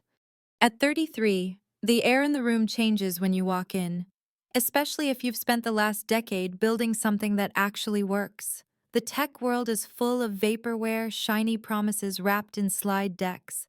Evergreen Flow wasn't vapor, it was concrete. It was the digital nervous system for 22 mid-sized logistics companies across the Mountain West. We were boring, profitable, and relentlessly efficient. That combination is catnip for the giants. The suitors started circling in late spring. First, it was the private equity firms, the vultures who wanted to strip the company for parts and boost the EBITDA for a quick flip. I ignored them. Then came the competitors, sniffing around for a merger. I politely declined. Then came Seattle. Seattle was the shorthand we used in the office for Technologics, a massive conglomerate that owned everything from cloud server farms to drone delivery fleets. They were the whale. If they were looking at you, they were either going to buy you or crush you. The negotiations began in August. It was a 4-month siege. Their due diligence team descended on my office like a swarm of locusts in tailored suits. They audited every line of code. They scrutinized every contract. They interviewed my developers. They went through my personal finances with a fine-toothed comb, looking for leverage. It was the most stressful period of my life. I was sleeping 3 hours a night on a cot in my office. I was fielding calls from lawyers at 400 a.m. I was holding my team together, reassuring them that their jobs were safe, while secretly terrifying myself that I was walking them off a cliff. But I held the line. The initial offer was $25 million. I laughed at it. "My churn rate is 0, I told their VP of acquisitions over a tense Zoom call. "My technology isn't just a feature, it's a platform. You're not buying a user base. You're buying the only routing engine that can handle unstructured weather data in real time. Try again." They came back at 32. I stayed silent. Silence. It was the weapon I had forged in the fires of my childhood. And now, it was making me millions. Finally, on a rainy Tuesday in November, the final term sheet arrived. Acquisition price, $40,000 USD cash and stock. Conditions: Rachel Klein retained as senior systems architect for a minimum of 24 months. Employee retention pool, $3,000. I read it 3 times. The number sat on the page, absurd and heavy, $40 million. It was enough money to disappear. It was enough money to buy an island. It was enough money to solve every problem my family had ever created, and create 1,000 new ones. The closing was scheduled for 2:00 a.m. Denver time.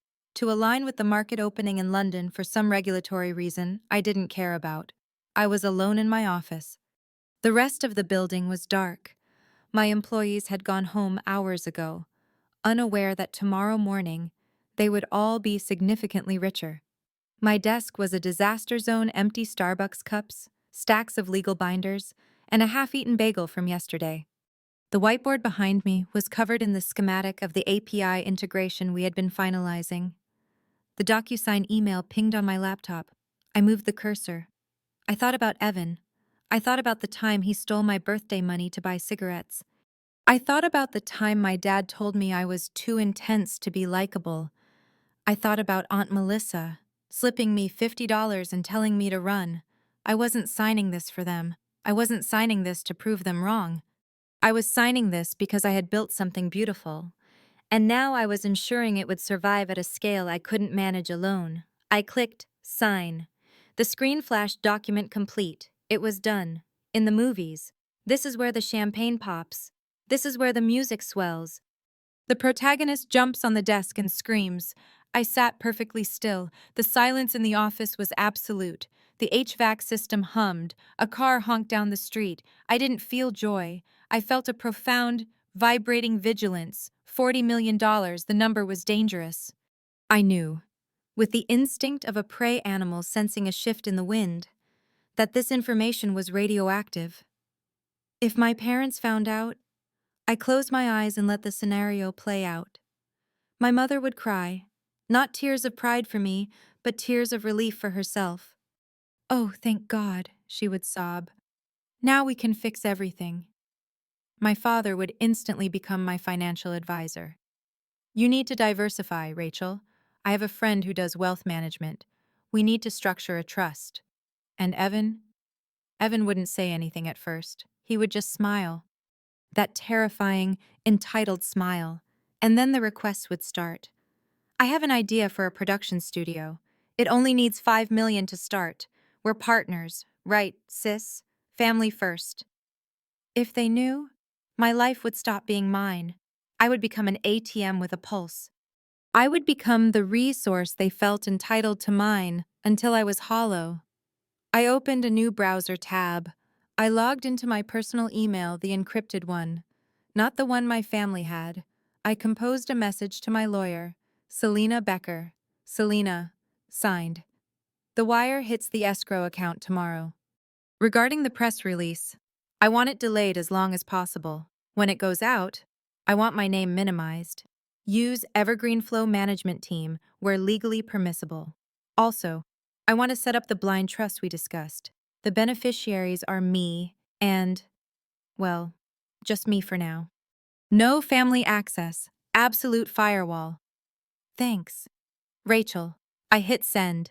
I stood up and walked to the window. Denver was asleep. The city lights were a grid of amber and white. I had $40 million. I was rich beyond my wildest dreams. And I couldn't tell a soul who shared my last name. It was a strange, lonely victory.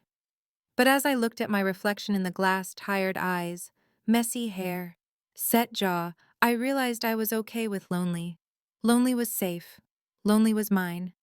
I went back to my desk, threw the empty coffee cups in the trash, and wiped the whiteboard clean. Tomorrow, I have work to do. The acquisition was just the start of the integration phase. I drove home to my loft. I took a shower. I lay in bed and stared at the ceiling. My phone buzzed on the nightstand. It was a text from Evan. "Hey, Dad says he's worried about your job security. Heard the economy is tanking. You okay? Need me to send you some articles on side hustles?" I stared at the screen. The irony was so sharp it could cut glass. He was offering me advice on side hustles while I was sitting on a fortune that could buy his entire existence 10 times over. I didn't reply. I turned the phone off. I slept for the first time in 4 months. A deep, dreamless sleep. The sleep of a woman who owns her own future and holds the only key.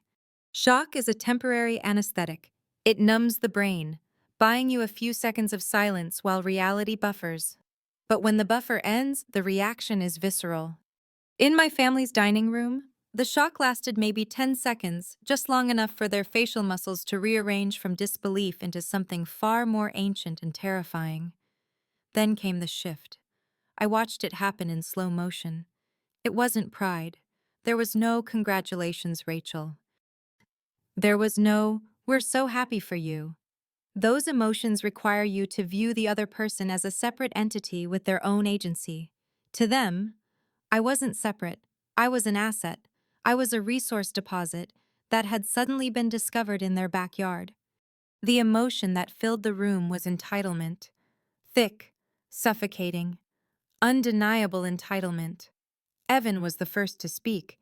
His voice had lost its tremor and regained that familiar, wheedling confidence. "So," he started, leaning his elbows on the table, invading my space. "How much of that is mine?" I blinked. "Excuse me. I mean, we're siblings," he said, spreading his hands as if explaining gravity to a toddler. "We grew up together. I protected you on the playground. I gave you advice. You owe me as your brother, right? It's only fair." "Evan," I said, my voice icy. "You stole my allowance when I was 12. You never protected me from anything." "Don't be petty, Rachel," my mother chimed in, her voice shrill. She had moved from hugging me to standing behind Evan's chair, her hands on his shoulders, visually reinforcing the alliance.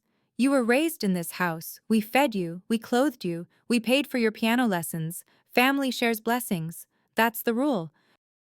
"You paid for Evan's rent for 10 years, I countered, my heart hammering against my ribs.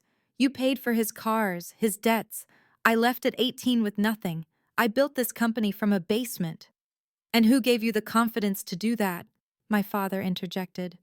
He had recovered from his stupor and was now looking at me with a stern, patriarchal glare. "We pushed you, Rachel. We were hard on you because we knew you could take it. We built that resilience in you. In a way, this success is a product of our parenting." I felt like I was hallucinating. They were rewriting history in real time, claiming copyright on my trauma. "This money belongs to the company," I lied, trying to erect a barrier. "It's tied up in stocks, in trusts." "Don't give me that corporate bullshit," Evan snapped. "I know how acquisitions work. You got a cash payout. At least half of it. That's 20 million liquid." He did the math. He had already spent the money in his head. "I need 8 million, Evan announced. He said it with the casual certainty of ordering a pizza. 8 million? I repeated, my voice flat. "It's a fair split," he argued, his face flushing. "That leaves you with 12, plus the stock. You'll still be rich. But 8 million, that sets me up. I can start my studio. I can buy the house in Scottsdale. I can finally be who I was meant to be. I deserve a boost. Rachel. You know I've had harder struggles than you. The anxiety, the pressure. It's been hell for me." "He's right, honey," my mother pleaded, her eyes wide and wet. "Evan has such a sensitive soul. The world has been so cruel to him. You've always been the strong one. You don't need the help." "He does. It would balance the scales." Balance the scales. The audacity of it took my breath away. They wanted to take the fruit of my labor, my sleepless nights, my anxiety, my sacrifice, and use it to subsidize the very golden child dynamic that had marginalized me in the first place. They wanted me to pay for my own erasure. "No," I said. The word fell onto the table like a stone. "What did you say?" Evan asked, his voice dropping an octave. "I said no. I'm not giving you $8 million. I'm not giving you $8." Evan's face turned a mottled, ugly red. The charm vanished. The sensitive soul evaporated. In its place was a spoiled, middle-aged man who was being told he couldn't have a toy.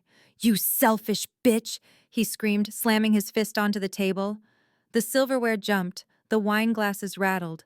"Evan," my father warned. But he didn't move to stop him. He looked at me.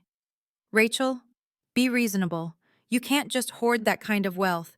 It's immoral. Your brother is drowning, And you're sitting on a yacht. I'm not on a yacht, I shouted, standing up. My chair scraped loudly against the floor. I'm in a rental car.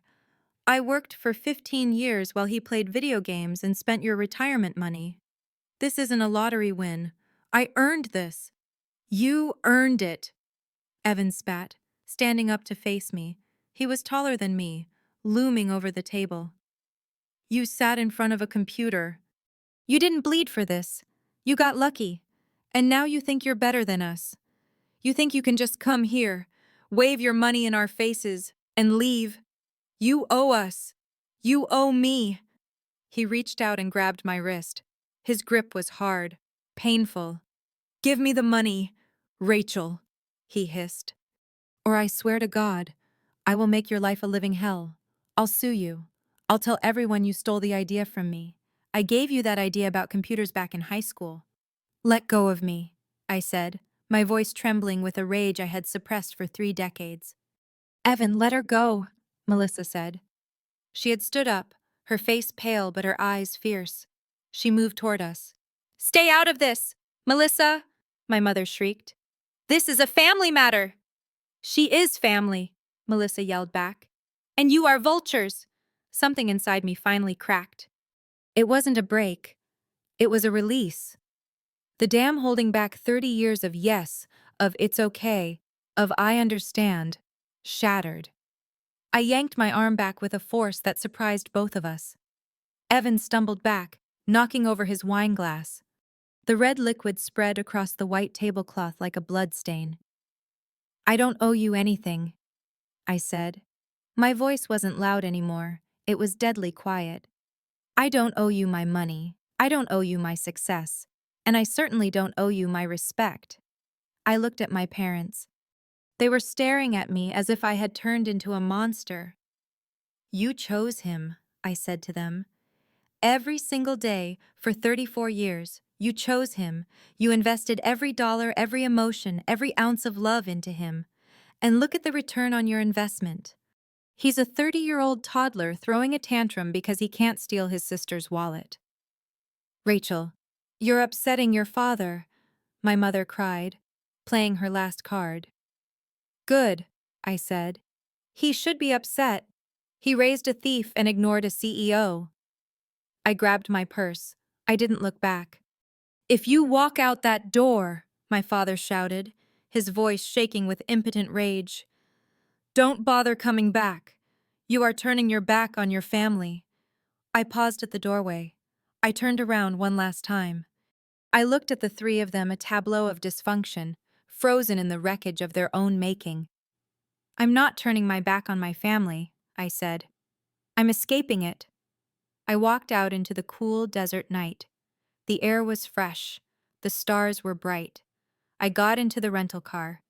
My hands were shaking so badly I could barely put the key in the ignition. I locked the doors. As I backed out of the driveway, I saw Evan standing in the doorway, silhouetted by the light, flipping me off. He was screaming something, but the glass muted his voice. I drove. I didn't go to the airport. I just drove north, toward the mountains, toward the silence. I thought the worst was over. I thought the explosion was the end. But as I merged onto the highway, watching the lights of Phoenix fade in the rearview mirror, I didn't realize that the man standing in the doorway wasn't just angry. He was desperate. And a desperate man with a sense of entitlement is the most dangerous thing in the world. The dinner was over, but the war had just been declared. Shock is a temporary anesthetic. It numbs the brain, buying you a few seconds of silence while reality buffers.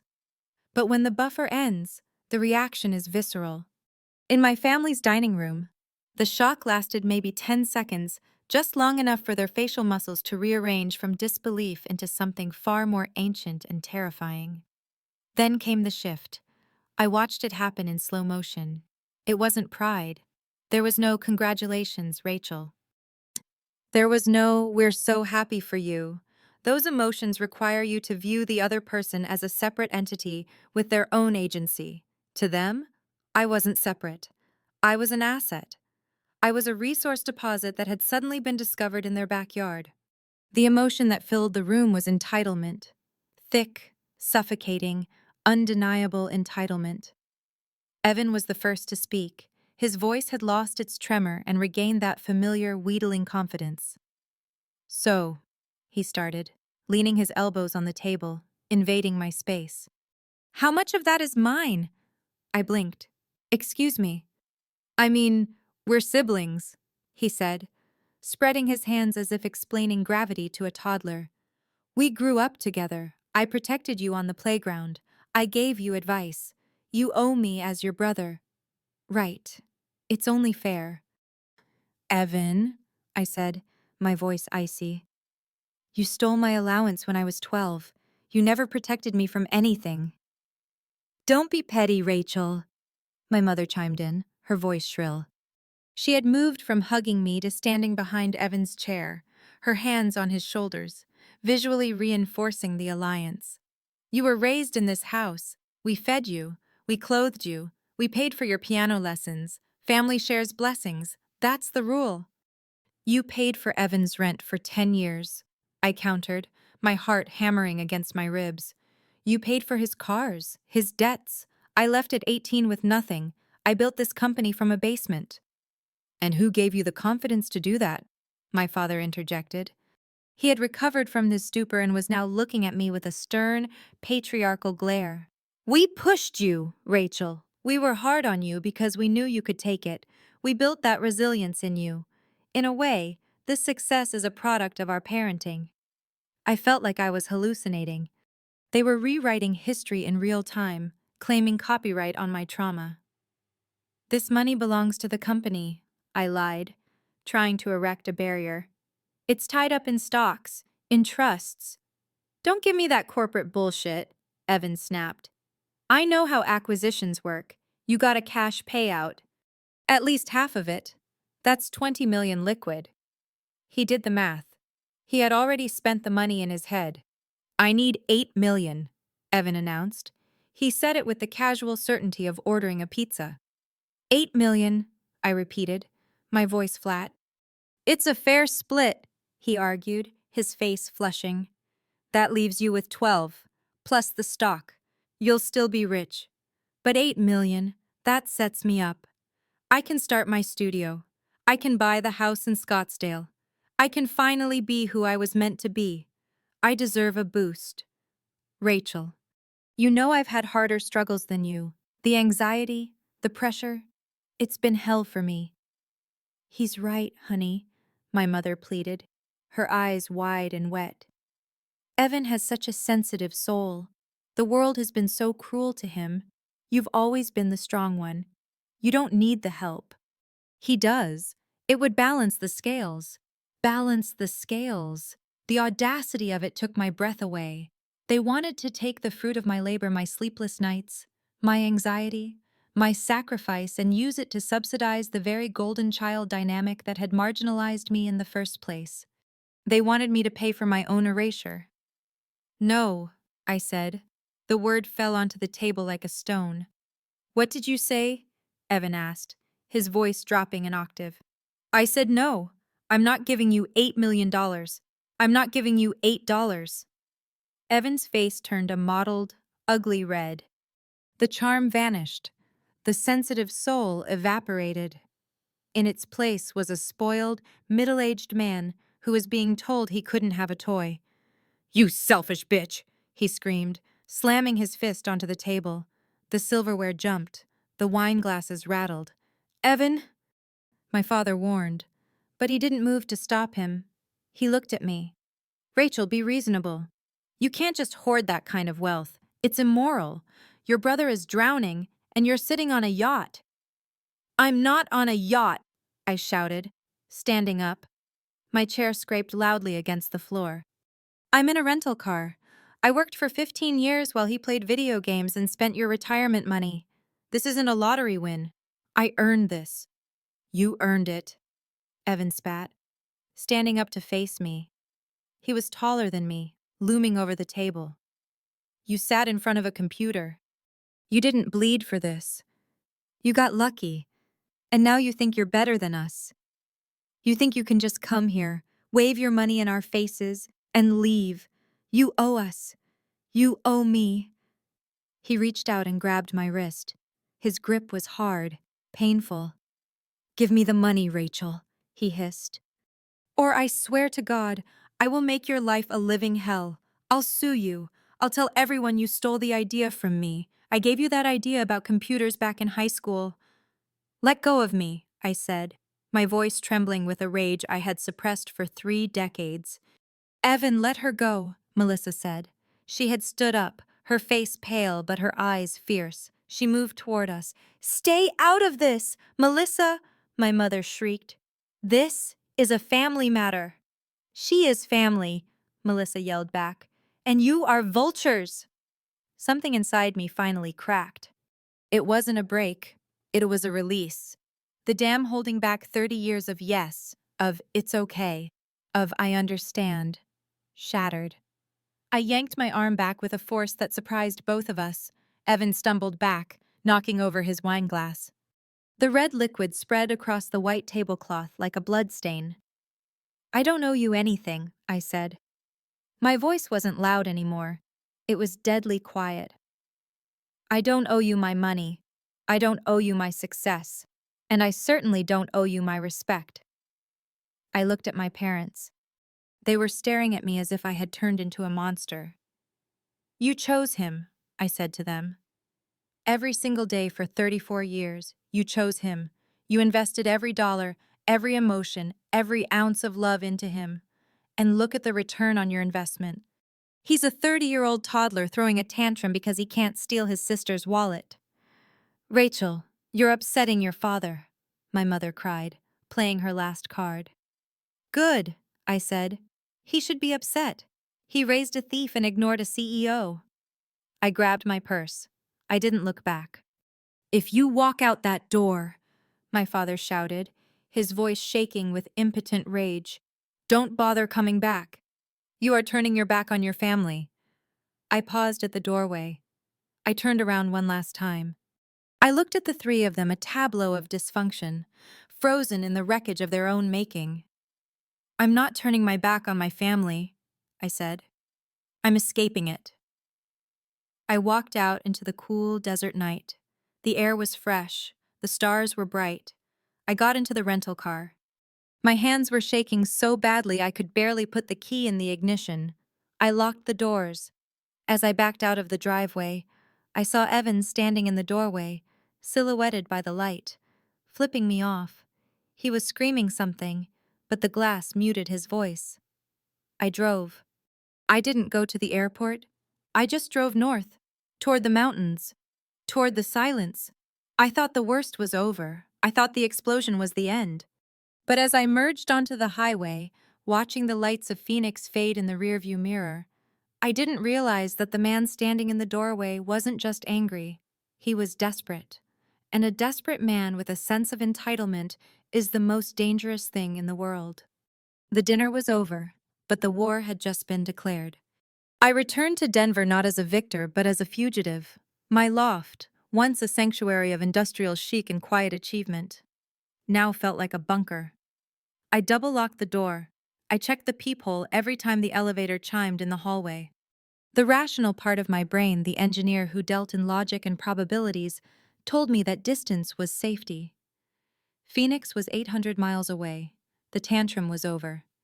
They would stew in their resentment, write me out of the will a comical threat, given their negative net worth, and life would eventually settle into a cold, silent estrangement. I was wrong. Distance is irrelevant in the digital age. The storm didn't fade. It mutated. It moved from the dining room to the data stream. 3 days after the Christmas disaster, on a gray Tuesday morning, I was sitting in my home office, trying to focus on the transition documents for Technologics. My phone buzzed. It was a push notification from my bank, the private wealth division that handled the acquisition funds. Security alert. Multiple failed login attempts detected. I frowned. I assumed it was a bot, a random brute force attack that happens to high net worth accounts constantly. I dismissed it. 2 hours later, my phone rang. The caller ID displayed the bank's fraud department. Ms. Klein, the agent said. His voice clipped and professional. "We're calling to verify a wire transfer request initiated 10 minutes ago." "I didn't request a transfer," I said, my stomach tightening. "We thought not. The amount was for $250,000, directed to an account at Sun Trustees Bank in Arizona. The authorization signature didn't match your file, but the security questions were answered correctly." "Which questions?" I asked, my hand gripping the phone so hard my knuckles turned white. "Mother's maiden name, name of your first pet, name of the elementary school you attended." I felt the blood drain from my face. Those weren't questions a hacker found on the dark web. Those were questions answered around a dinner table. "Cancel it," I said. "Lock the account, no transfers without voice authorization and a secondary passcode."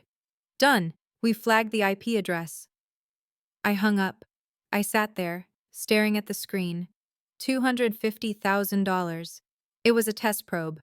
Someone was jiggling the handle to see if the door was open. But it didn't stop. Over the next 48 hours, the assault intensified. It wasn't sophisticated hacking, it was brute force social engineering. My email account received password reset requests. My cell phone provider texted me saying someone was trying to swap my SIM card to a new device, a classic tactic to intercept two-factor authentication codes. My investment portfolio manager called to say a man claiming to be my financial proxy had tried to liquidate a bond fund worth $1. $2 million. He sounded very agitated. "Ms. Klein," the manager told me. "He claimed you were in a medical emergency and needed the liquidity immediately. He had your social security number, he had your date of birth." "Did he give a name?" "He said he was your brother." I closed my eyes. Evan. It wasn't just greed anymore. It was a violation. It felt physical, like someone's hands were rifling through my purse while I slept. He was using the intimacy of our shared childhood, the facts he knew simply because we had shared a roof, as a weapon to rob me. I called the bank's recovery team. I needed to know for sure. "Can you trace the origin of the login attempts?" I asked the lead investigator. "We have the logs," he said. "The IP address for the web banking attempts resolves to a residential Cox cable node in Phoenix, Arizona. Specifically, the geolocation pinpoints a single-family home in the Desert Ridge neighborhood." He read out the address. It was my parents' house. "And the contact email used for the password recovery?" I asked, though I already knew the answer. It was an iCloud address, Director Evan88 iCloud. Chumma? The silence on the line was heavy. The investigator didn't say the word theft. He didn't say family. He was trained to be neutral, but the truth hovered between the lines like a poisonous gas. "Ms. Klein," he said gently. "Given the nature of the breach, the use of personal history answers, we strongly recommend you involve law enforcement. This isn't a random cybercriminal. This is someone with intimate knowledge of your life." I thanked him and hung up. I sat in my chair as the winter sun set over Denver, casting long, cold shadows across my floor. I felt a profound sense of mourning, not for the money was safe, protected by the firewalls I had built. I mourned the final death of the illusion. I had always told myself that Evan was just spoiled, that he was weak, enabled, perhaps a bit narcissistic. But I had never let myself believe he was a criminal. I never believed he would actively try to harm me. But this was predatory. He was sitting in his old bedroom, the one with the movie posters and the unmade bed, typing my mother's maiden name into a browser field, trying to steal $1 million from the sister he had tormented for decades. And my parents, the IP address came from their Wi-Fi. Were they in the room? Were they watching him? Or were they just downstairs, willfully blind, telling themselves that Evan was just sorting out a misunderstanding? "He deserves a boost." My father's words echoed in my head. They had justified it. I knew their mental gymnastics. In their minds, I had stolen the family luck. I was hoarding resources that belonged to the collective. Therefore, taking it back wasn't theft. It was redistribution. It was justice. I looked at the phone. I could call the police. I could have a squad car roll up to that driveway in Phoenix and drag my brother out in handcuffs. But I hesitated. The conditioning runs deep. Don't make a scene. Don't shame the family. Then my phone buzzed again. Another alert. Credit monitoring. New inquiry for a $500,000 personal line of credit in your name. He wasn't stopping. He was escalating. He was going to burn my financial identity to the ground if he couldn't get the cash. I realized then that silence was no longer a shield. It was an accomplice. If I stayed quiet now, if I just kept changing passwords and blocking numbers, I was enabling him just as much as my parents did. I would become part of the system that kept Evan a monster. I stood up. I walked to the window. I looked at the city lights. Okay, I said aloud to the empty room. You want a war? Let's use real weapons. I turned back to my desk. I didn't call the police yet. I called someone far more dangerous in a situation like this. I opened my contact list and searched for Becker, Selena. Selena Becker was a corporate shark I had met during the acquisition due diligence. She was terrifying, brilliant, and had zero patience for sentimental bullshit. She was the kind of lawyer who didn't just win cases. She eviscerated the opposition so thoroughly they thanked her for stopping. I hit dial. It rang twice. Selena Becker. Her voice was crisp, immediate. Selena, it's Rachel Klein. I have a problem. Is it the SEC? She asked. Because if it's the SEC, I need coffee. It's not the SEC, I said. It's my brother. He's trying to drain my accounts. He's using my parents' IP address. And I think he's just getting started. There was a pause on the line. Then I heard the sound of a pen clicking. Tell me everything, she said. Start with dinner. I began to talk, and with every word, I felt the final tether to my old life snapping. I was no longer the little sister protecting herself. I was the CEO protecting her assets, and God help anyone who stood in the way. The drive from Denver to Boulder along US 36 is usually a scenic meditation, a sweep of highway that rises toward the Flatirons, those jagged red rock slabs that look like they were slashed into the earth by a giant claw. On a normal day, I would have appreciated the view. Today, the mountains just looked like barricades. I was on my way to meet Selena Becker. I had chosen her not because she was kind, or because she specialized in family law. I chose her because her reputation in the Colorado tech sphere was terrifying. She was a corporate litigator who treated feelings as inefficiencies to be eliminated from the legal process. She didn't handle divorces, she handled hostile takeovers, intellectual property theft, and corporate espionage. And that's exactly what this was. This wasn't a family squabble. It was an attempted hostile takeover of my life. Selena's office was on Pearl Street, a glass and steel fortress that smelled of expensive leather and intimidation. When I walked into the conference room, she was already there, standing by the window, looking out at the snowy peaks. She turned. She was a striking woman in her 50s, with silver hair cut in a sharp bob and eyes that assessed my net worth, my stress level, and my credibility in a single second. Rachel, she said, not offering a hug or a platitude. She gestured to the chair. Sit. The meter is running, and from what you told me on the phone, we don't have time to waste. I sat. I placed my phone and a thick folder of bank alerts on the mahogany table. Tell me, she said, sitting opposite me, pen hovering over a yellow legal pad. And don't filter it. If it feels petty, say it. If it feels irrelevant, say it. I need the raw data. So I gave it to her. I spent the next hour dissecting my life. I laid out the architecture of the Klein household. I told her about the Evans subsidy. I told her about the car accidents, the bailouts, the loans that were never repaid. I told her about the Christmas dinner, the demand for $8 million, and the subsequent digital assault. I expected her to be shocked. I expected her to say, "But they're your parents." Then, or, "How could a brother do that?" She did neither. She didn't gasp. She didn't judge. She simply took notes in a shorthand that looked like hieroglyphics. Occasionally, She would stop me with a precise question. Did you ever sign a guarantor agreement for any of his debts? No.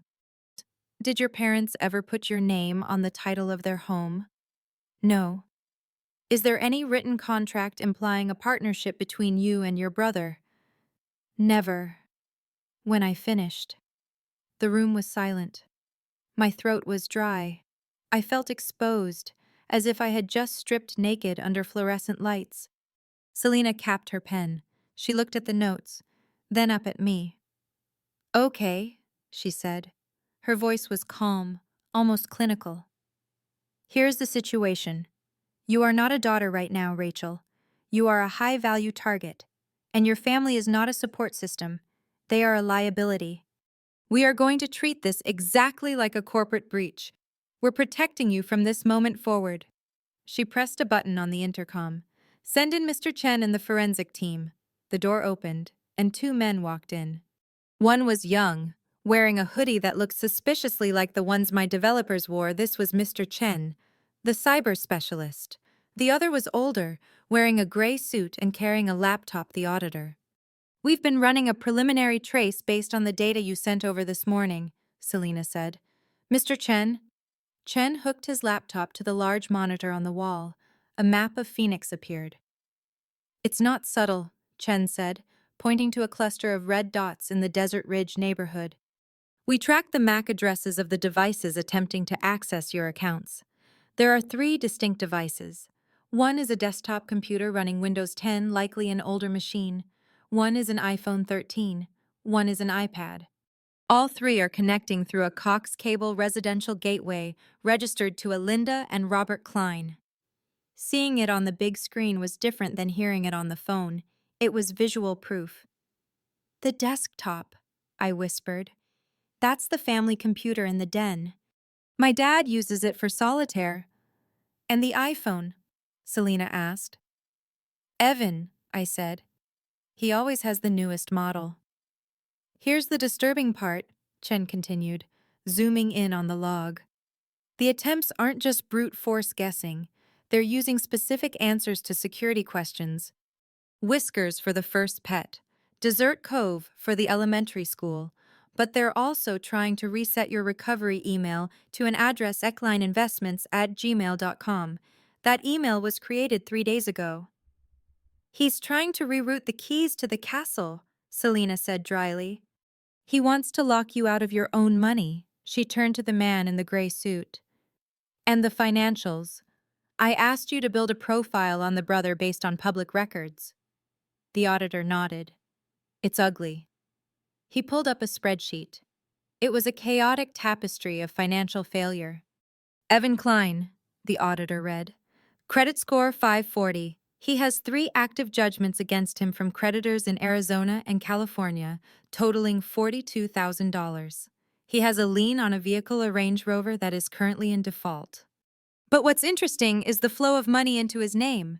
He switched tabs. This spreadsheet was cleaner, more linear. We cross-referenced public deed records, court filings, and the data you provided about your parents' refinancing. We can reconstruct a shadow ledger of parental subsidies. He pointed to a line item from 2014. Refinance of 112,404N 38th Saint plus $60,000 cash out. Corresponding event. Evan attends film school in Los Angeles. He pointed to another from 2018. Home equity line of credit, HELOC, draw $45,000. Corresponding event. Evan registers Klein Coffee Roasters LLC, dissolved 2019. We estimate, the auditor said, adjusting his glasses, that over the last 20 years, your parents have liquidated approximately $450,000 of their own equity and retirement savings to fund your brother's ventures and debts. And that's just what we can see in public property records. It doesn't include cash gifts, credit card bailouts, or daily expenses. I stared at the number, $450,000. It wasn't just money, it was a measurement of love, or at least a measurement of value. And for you, the auditor asked, looking at me, during the same period. 0, I said softly. Actually, less than 0. I paid for my own flights when I visited. The imbalance isn't emotional, Rachel, Selena said, tapping the table with her finger. It's mathematical. They have systematically drained their own liquidity to prop up a failing asset, your brother, now that they are tapped out. And you have liquidity. They view you not as a person, but as the next round of financing. In their minds, this is just a capital call. A capital call. A business term. It made perfect, sickening sense. To them, the family was a corporation. Evan was the main product, and I was the newly acquired subsidiary expected to cover the losses. So, what do we do? I asked. Do I sue them? No, Selena said. Suing them gives them a platform. It drags this into court, where they can cry to a judge about being elderly parents. We don't want a battle, we want a blockade. She stood up and walked to the whiteboard. She uncapped a red marker. Step 1, the kill switch, she wrote. We are going to lock down your identity so tight that even you will have trouble accessing your money for a week. New accounts, new LLCs, blind trusts. We move the assets to a custodial bank that doesn't have branches in Arizona. Step 2, the warning shot, she continued. I am going to draft a cease and desist letter, not a polite one, a scorched earth one. It will outline the Cybercrimes Act. It will list the specific dates and times of their login attempts. It will inform them that any further attempt to access your accounts will result in an immediate referral to the FBI for wire fraud prosecution. The FBI? I flinched. That's my brother, my parents. Selena leaned across the table. Her eyes were hard granite. Rachel, look at this screen. She pointed to the map of the hacks. That is not a brother. That is a threat actor. If a stranger did this, you would have called the police yesterday. Just because he shares your DNA does not give him permission to commit a felony. You have to decide right now. Are you the little sister who takes the hit? Or are you the CEO who protects the company? I looked at the map. I looked at the red dots pulsing from my childhood home. I thought about the text from Evan offering me side hustle advice while trying to steal my password. I thought about the $450,000 they spent on him while I taped up my windows to keep out the cold. The sadness evaporated. It was replaced by a cold, steely resolve. I am the CEO, I said. Good, Selena said. Then let's draft the letter. We spent the next 3 hours building the wall. We didn't just change passwords. We changed the architecture of my life. We set up a system where any transfer over $10,000 required a video call verification with a banker. We put a freeze on my credit with all 3 bureaus. We engaged a digital reputation firm to monitor for any leaks or smear campaigns Evan might try to launch. By the time I left Selena's office, the sun had gone down. The air in Boulder was freezing, but my head was clear. I held the draft of the cease and desist letter in my hand. It was heavy, printed on thick bond paper. It was a declaration of independence. I got into my car and drove back to Denver. The city lights sparkled ahead of me. For the first time in days, I didn't feel like I was running away. I felt like I was fortifying the castle. They had used the silence against me for years. They counted on me being too polite, too hurt, too low maintenance to fight back. They thought the silence was submission. They were about to learn that silence is also the sound of a loaded gun before the trigger is pulled. I pulled out my phone and sent a text to Selena. Send it all. The war was no longer secret, the lawyers were involved. And the math was finally going to be balanced. Not with money, but with consequences. There is a specific kind of silence that follows a legal detonation. It isn't the tense, holding your breath silence of a family dinner gone wrong. It is the sterile, heavy silence of a system locking down. It is the sound of a steel door slamming shut and the tumblers clicking into place. On Thursday morning, 48 hours after my meeting with Selena, the courier vans arrived in Phoenix. We didn't send emails. Emails are too easy to delete, too easy to ignore. We sent physical packets via FedEx Priority overnight, requiring a signature. One for my father, one for my mother, one for Evan, Inside were formal cease and desist orders, drafted on the heavy, cream-colored stationery of Becker, Sterling, and Holt. They were masterpieces of legal aggression. They didn't just ask my family to stop, they laid out a timeline of their crimes. They listed the IP addresses, the timestamps of the login attempts, and the specific federal statutes regarding wire fraud and identity theft that had been violated. The letter ended with a simple, terrifying promise. Any further attempt to access the assets, identity, or personal data of Miss Rachel Klein will result in immediate criminal prosecution without further notice. But the letters were just the warning shots. The real damage was being done in the invisible digital plumbing of the banking system. Selena had triggered what is known in the industry as a comprehensive fraud alert. When you are a high net worth individual and you flag a specific set of actors as threats, the banking networks listen. We didn't just lock my accounts, we flagged the origin of the attacks. Because my parents had used their home Wi-Fi and their personal devices to attempt the transfers, their digital fingerprints were now radioactive. I didn't see the fallout in person. I was 800 miles away in my Denver office, watching the snow fall. But I heard about it through the grapevine of financial compliance, and later, through the panicked voicemails that Selena's paralegals screened for me. The first domino to fall was my parents' liquidity. Apparently, my father had gone to his bank branch on Friday, the same bank he had been with for 30 years, to try and withdraw cash. Maybe it was for Evan. Maybe it was just to feel in control. He declined. When you are flagged for familial fraud attempts involving an 8-figure sum, banks get nervous. They invoke suspicious activity reports (SARs). My parents' accounts weren't seized, but they were frozen pending a security review. I can imagine the scene.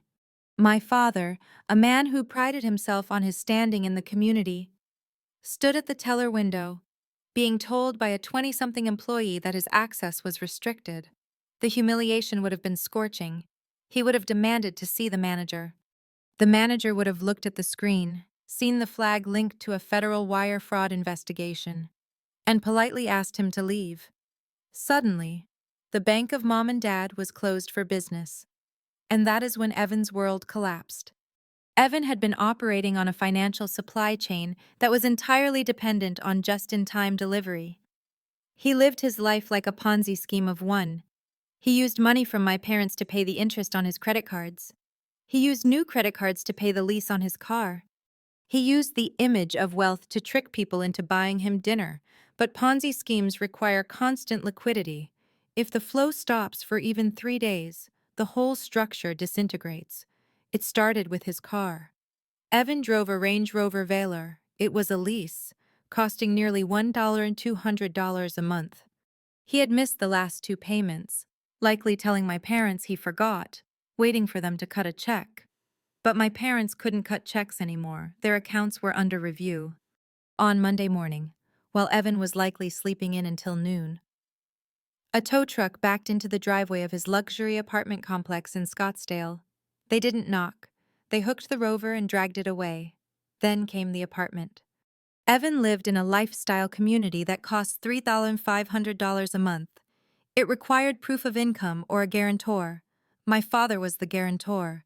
When the rent auto draft bounced due to the frozen accounts, the management company didn't send a polite note. They sent a pay or quit notice taped to his door, and then his business. Evan had been trying to launch a crypto consulting brand. He had a website, a few freelance graphic designers he hadn't paid, and a lot of grand ideas. But the moment the credit cards stopped working, the web hosting service suspended his site. His phone, also on a family plan that had hit a snag, was cut off for data overages that couldn't be auto-paid. In the span of 72 hours, the Golden Boy was stripped naked. The silence from Phoenix broke, but not in the way it usually did. They couldn't call me, I had blocked their numbers. And Selena's letter had legally prohibited them from contacting me directly. So they tried to go around the wall. They called Aunt Melissa. Melissa called me on Tuesday night. Her voice sounded tired, but steady. "Rachel," she said, "it's a war zone down here." "Tell me," I said, leaning back in my chair, staring at the ceiling. Your mother called me. She was hysterical. She said you've destroyed them. She said the bank is treating your father like a criminal. She said well, Evan is falling apart. What did you tell her? I told her that actions have consequences, Melissa said, and I could hear the steel in her voice. I told her that if they hadn't tried to steal from you, none of this would be happening. I asked her point blank, did you authorize Evan to use Rachel's security questions? And she went quiet. Then she said, we were just trying to correct the balance. It wasn't theft, Melissa. It was family reclamation. Family reclamation, I repeated. The phrase was so twisted it was almost impressive. And Evan, he's staying in their guest room, say, Melissa sighed. Since the car is gone, and the apartment is effectively locking him out, he's furious, Rachel. He's telling anyone who will listen that you hacked him, that you framed him to hoard the inheritance. He's delusional. He's desperate, I corrected. He's realizing that without them, he's nothing. Are you okay? Melissa asked softly. I know this is necessary. I know it is. But it must feel heavy. It feels like surgery, I said.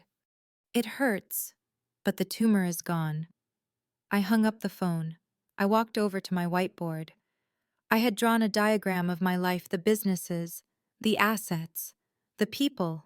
For years, there had been a parasitic line drawing energy from the Rachel node to the Evan node, mediated by the parents node.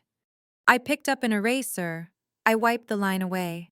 The consequences weren't just financial, they were existential.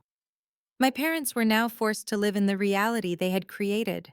They had spent their golden years financing a fantasy, and now the bill had come due, and their accounts were frozen. They had to look at Evan, really look at him not as a gifted genius temporarily down on his luck, but as a 30-year-old man who couldn't pay his own phone bill. They couldn't buy their way out of this one. I had made sure of that. The fraud flags meant that even if they wanted to take out a high-interest payday loan to save him, they couldn't. They were radioactive. For the first time in his life, Evan was experiencing the world as it actually is, a place where you eat what you kill, and if you don't hunt, you starve. And me, I went to work. I had a transition meeting with the Technologics team. I sat in a boardroom with 20 serious people, discussing integration timelines and API structures. I was respected. I was listened to. At lunch, I checked my personal email, the secure one. There was a notification from the credit monitoring service. Alert, new inquiry blocked. Attempted applicant Evan Klein. Status denied. He was still trying. Like a rat in a maze that had suddenly been electrified, he was slamming against the walls, looking for a way out. But there was no way out. Not this time. I took a bite of my sandwich. It tasted like freedom. I realized that for years, I had been afraid of their anger. I had been afraid of their disappointment. But their anger was impotent without my participation. Their disappointment was irrelevant without my need for their approval. The law is a cold, hard instrument. It lacks nuance. It lacks love. But sometimes, when love has become weaponized, the law is the only shield that works. Evan's world was collapsing. My parents' world was shaking. And for the first time in 34 years, mine was standing perfectly still, solid as a rock, built on a foundation of my own making. I closed the laptop. The find-out phase of their life had just begun, and I was going to let them experience every single second of it. The geography of trauma is a real thing. You can win the war, secure the borders, and sign the treaties. But if you stay on the battlefield, you never stop smelling the smoke. Denver had been good to me. It was the city where I learned to code, where I built my empire, and where I finally stood up for myself. But it was also the city where the war had been fought. Every time I drove past the Wells Fargo Tower downtown, I thought of the wire transfers. Every time my phone buzzed with a 303 area code, my pulse spiked, anticipating a call from a lawyer or a forensic accountant. I needed rain. I needed trees older than my family's dysfunction. I needed a place where the air was so thick with oxygen that it forced you to breathe deep, whether you wanted to or not. So, while the legal dust was still settling, while Selena Becker and her team were finalizing the permanent restraining orders and the blind trusts, I packed my life into boxes again. But this time, it wasn't a desperate flight with $400 in a glove compartment. It was a calculated relocation. I chose Portland, Oregon. Specifically, I bought a townhouse in the Northwest District, right on the edge of Forest Park. It was a beautiful, vertical structure of reclaimed wood and glass, nestled against the tree line. From my balcony, I couldn't see the city. I could only see a wall of Douglas firs and western red cedars, their branches draped in moss, disappearing into the mist. I moved in February, the heart of the Pacific Northwest gloom. People warned me about the seasonal affective disorder, about the gray skies that stretched on for weeks. But to me, the gray was a blanket. It was soft. It was quiet. The relentless sun of Phoenix had always felt like an interrogation lamp. The Portland rain felt like a baptism. My life in Portland was designed with intention. I was 34, retired in the eyes of the IRS, but far from finished in the eyes of the world. Per my contract with Technologics, I was still the senior systems architect, but the role had evolved. I wasn't grinding out code at 300 a.m. anymore. I was a consultant. I flew to Seattle twice a month for high-level strategy meetings. But mostly, I worked remotely from a study that overlooked the forest. I also started speaking. It began with an invitation from Oregon State University to guest lecture for a graduate seminar on AI and supply chain logistics. I was terrified. I had spent my life being told my voice didn't matter, that I was the background noise. Standing at a podium in front of 40 brilliant young engineers, I expected them to see through me. I expected them to see the Rachel my parents saw, but they didn't. They saw the woman who had solved the unstructured routing problem. They asked questions about my algorithms, about the ethics of automation, and about the future of the industry. They took notes when I spoke. The code doesn't care about your pedigree, I told them during one lecture. It doesn't care who your parents are. It only cares if your logic holds water. In a world full of noise, logic is the only signal that matters. After the lecture, a group of female students came up to me. They didn't ask for money, they didn't ask for a job, they just wanted to say thank you. They looked at me with a respect that felt foreign and intoxicating. It was the first brick in rebuilding my sense of self-worth, not as a net worth, but as a human worth. Socially, I was cautious. I was a billionaire on paper or close to it, after taxes, and that kind of money acts like a magnet for the worst kind of people. I didn't lead with it. When I met people at the local climbing gym or the independent bookstore on Burnside, I introduced myself simply. I'm Rachel. I work in software. I built a small, tight circle. There was Sarah, a landscape architect who lived down the street and was obsessed with native ferns. There was David, a retired history professor who had no idea what an IPO was and just wanted to debate the causes of the French Revolution over coffee. I remember a specific Tuesday evening with Sarah. We were sitting at a wine bar in the Pearl District. It was raining sideways outside. I forgot my wallet, Sarah said, patting her pockets frantically. Shoot, Rachel, can you cover me? I'll Venmo you right now. My stomach clenched. It was a reflex, the PTSD of the Evan subsidy. Here it comes, I thought. The ask. Sure, I said, handing my card to the bartender, watching her closely. Sarah pulled out her phone immediately. Before the bartender even returned with the receipt, my phone buzzed.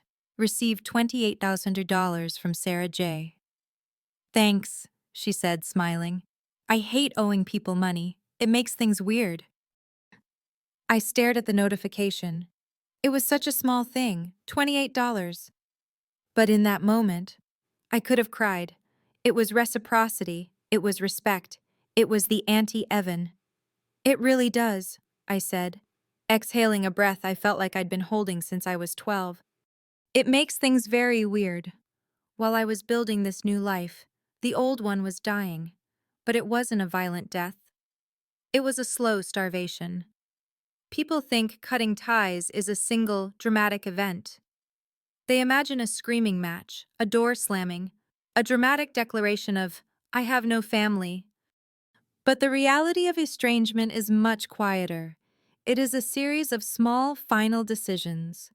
It is a war of attrition. The cease and desist letters had stopped the direct attacks on my bank accounts, but they hadn't stopped the emotional insurgencies. My parents couldn't call me, so they weaponized the extended family. I would get texts from cousins I hadn't spoken to in a decade. Hey Rachel, heard things are tough with your folks. Your mom is really heartbroken. Maybe just a quick call. I didn't argue. I didn't explain the forensic audit or the wire fraud attempts. I simply deleted the thread and blocked the number. Then came the letters. My mother, realizing she couldn't email, started writing handwritten letters. They arrived in my P.O. box. I never gave them my physical address. They were masterpieces of manipulation. Rachel, we are getting older. Your father's heart isn't what it used to be. Do you really want your last memory of us to be a legal document? We forgive you for your outburst. We just want our family back. Evan is struggling so much without guidance. He needs his sister. We forgive you. The audacity of it made me laugh out loud in the post office. They were forgiving me for stopping them from robbing me. I didn't burn the letters. I didn't tear them up. I simply placed them, unopened, into a file box labeled Evidence, just in case I ever needed them for a restraining order renewal. Then I went to get coffee. The no became a muscle I exercised daily. No. I will not attend the family reunion in July. No. I will not respond to the voicemail from my aunt claiming it's an emergency, when I know it's just a guilt trip. No. I will not explain myself. The hardest part wasn't the anger, it was the silence where the family used to be. There is a cultural narrative that says family is everything, that blood is thicker than water. When you cut that cord, you feel like an astronaut drifting into deep space. It's lonely. But in Portland, surrounded by the mist and the trees, I began to realize that the loneliness was actually peace. I wasn't waking up at 200 a.m. wondering if Evan had been arrested. I wasn't dreading Christmas in July. I wasn't shrinking myself to fit into a room where I wasn't wanted. I remember one morning in late April.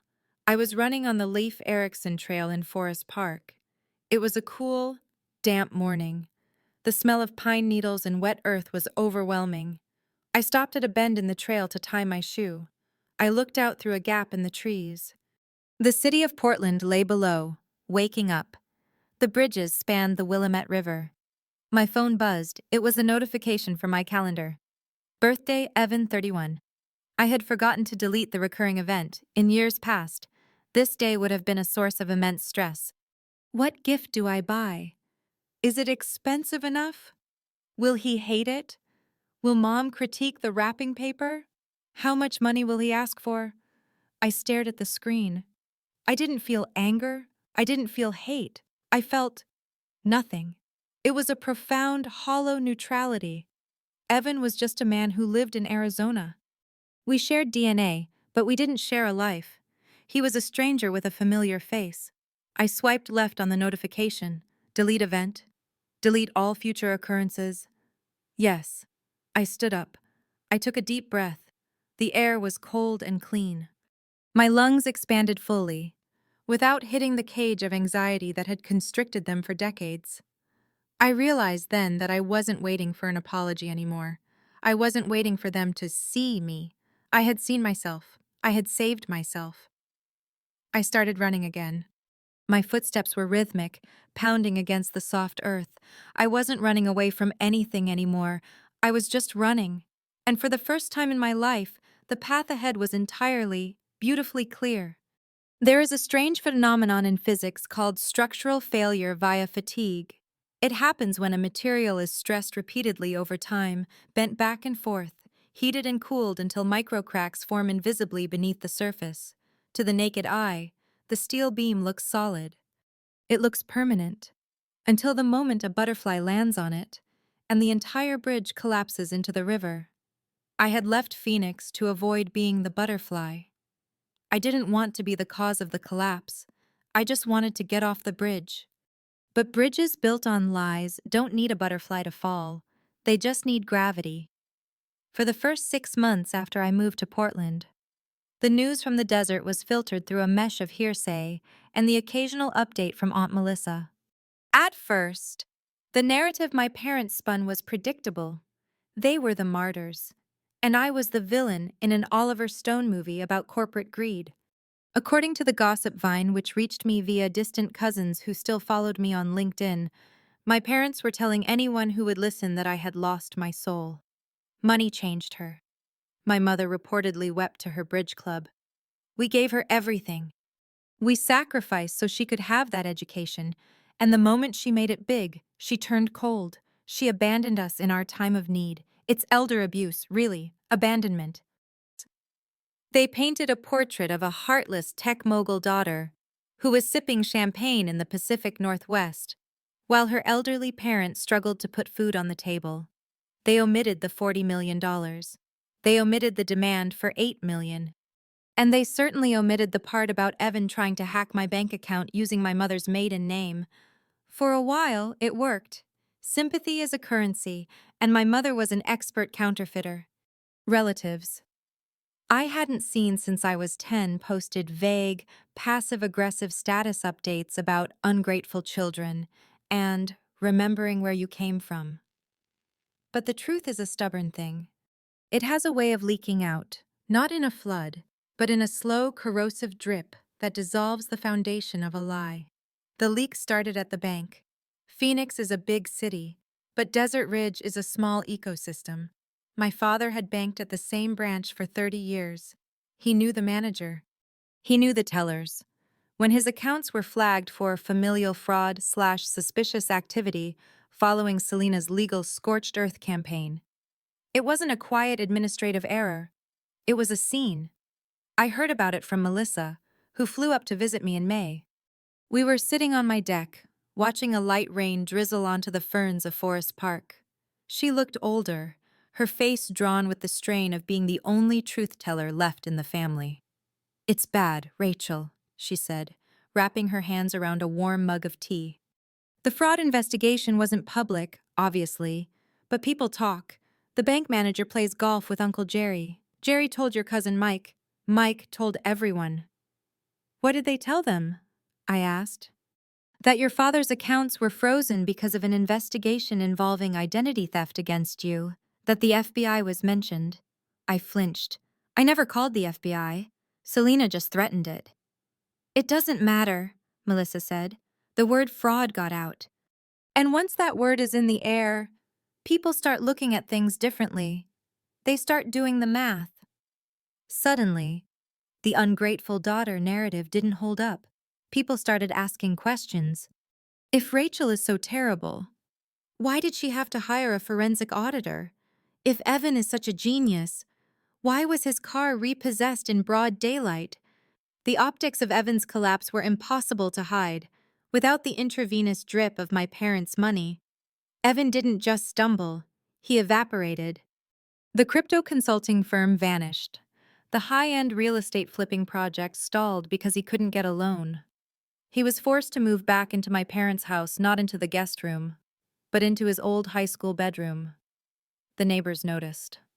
You can't hide a 31-year-old man living at home, driving his mother's 10-year-old Toyota Corolla, screaming into his phone on the front lawn at 2:00 p.m. on a Tuesday.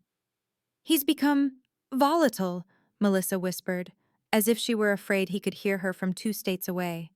"He blames you for everything. He tells people you sabotaged his business deals. He says you used your hacker friends to destroy his credit score. He's created a conspiracy theory where he is the victim of your success." But this time, the audience wasn't clapping. The extended family, the aunts and uncles who had always nodded along to the Evan is Gifted show, began to pull away. They saw the pattern. They saw a man who had been given every advantage for 3 decades and had nothing to show for it but rage and debt. They saw parents who were cannibalizing their own retirement to feed a black hole. "Uncle Jerry stopped inviting them to the Sunday barbecues," Melissa said. "He told me, I can't watch it anymore. Melissa, it's pathetic. Robert asks to borrow money every time I see him. He says it's for medical bills, but we all know it's for Evan. My parents were becoming pariahs, and the tragedy was, they didn't understand why. They couldn't grasp that the world had shifted. In their minds, they were still the benevolent monarchs of a perfect family, temporarily embarrassed by a rebellious daughter. They couldn't see that they were actually enablers who had raised a monster. They viewed the bank flags, the shunned invitations, and the repo men not as consequences of their actions, but as further proof that the universe was unfair to them. Do they ask about me? I asked, looking into the dark tree line. They talk at you, Melissa corrected. They don't ask about you. They monologue about how you'll come back crawling when you realize money doesn't buy happiness. It's a defense mechanism. Honey, if they admit you're happy, they have to admit they were wrong, and they would rather die bankrupt than admit they were wrong. I felt a wave of sadness wash over me. It wasn't the sharp, stabbing pain of betrayal anymore. It was a dull, heavy ache. I hadn't wanted this. I hadn't wanted to destroy them. I had just wanted to keep what was mine. But I realized that by removing myself from the equation, I had removed the keystone of their architecture. I was the one who was supposed to carry the load. I was the retirement plan. I was the safety net. Without me, the weight of Evan's failures fell directly onto my parents' shoulders, and their knees were buckling. My dad called me last week, I admitted to Melissa. It was blocked, but he left a voicemail. I listened to it. What did he say? He sounded old, Melissa. He didn't yell. He just said, Evan needs a lawyer for the creditors. Just 5,000. Rachel, please. He's your brother. Did you send it? No. Melissa reached out and squeezed my hand. Good. If you send 5,000, they'll ask for 50 next week.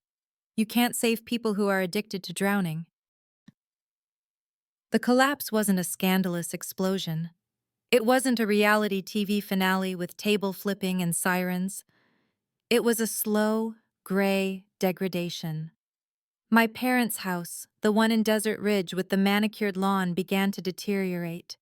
The HOA sent letters about the weeds. The paint peeled further. Inside, I imagined the air was thick with resentment and the blue light of the television. The three of them trapped in a feedback loop of blame.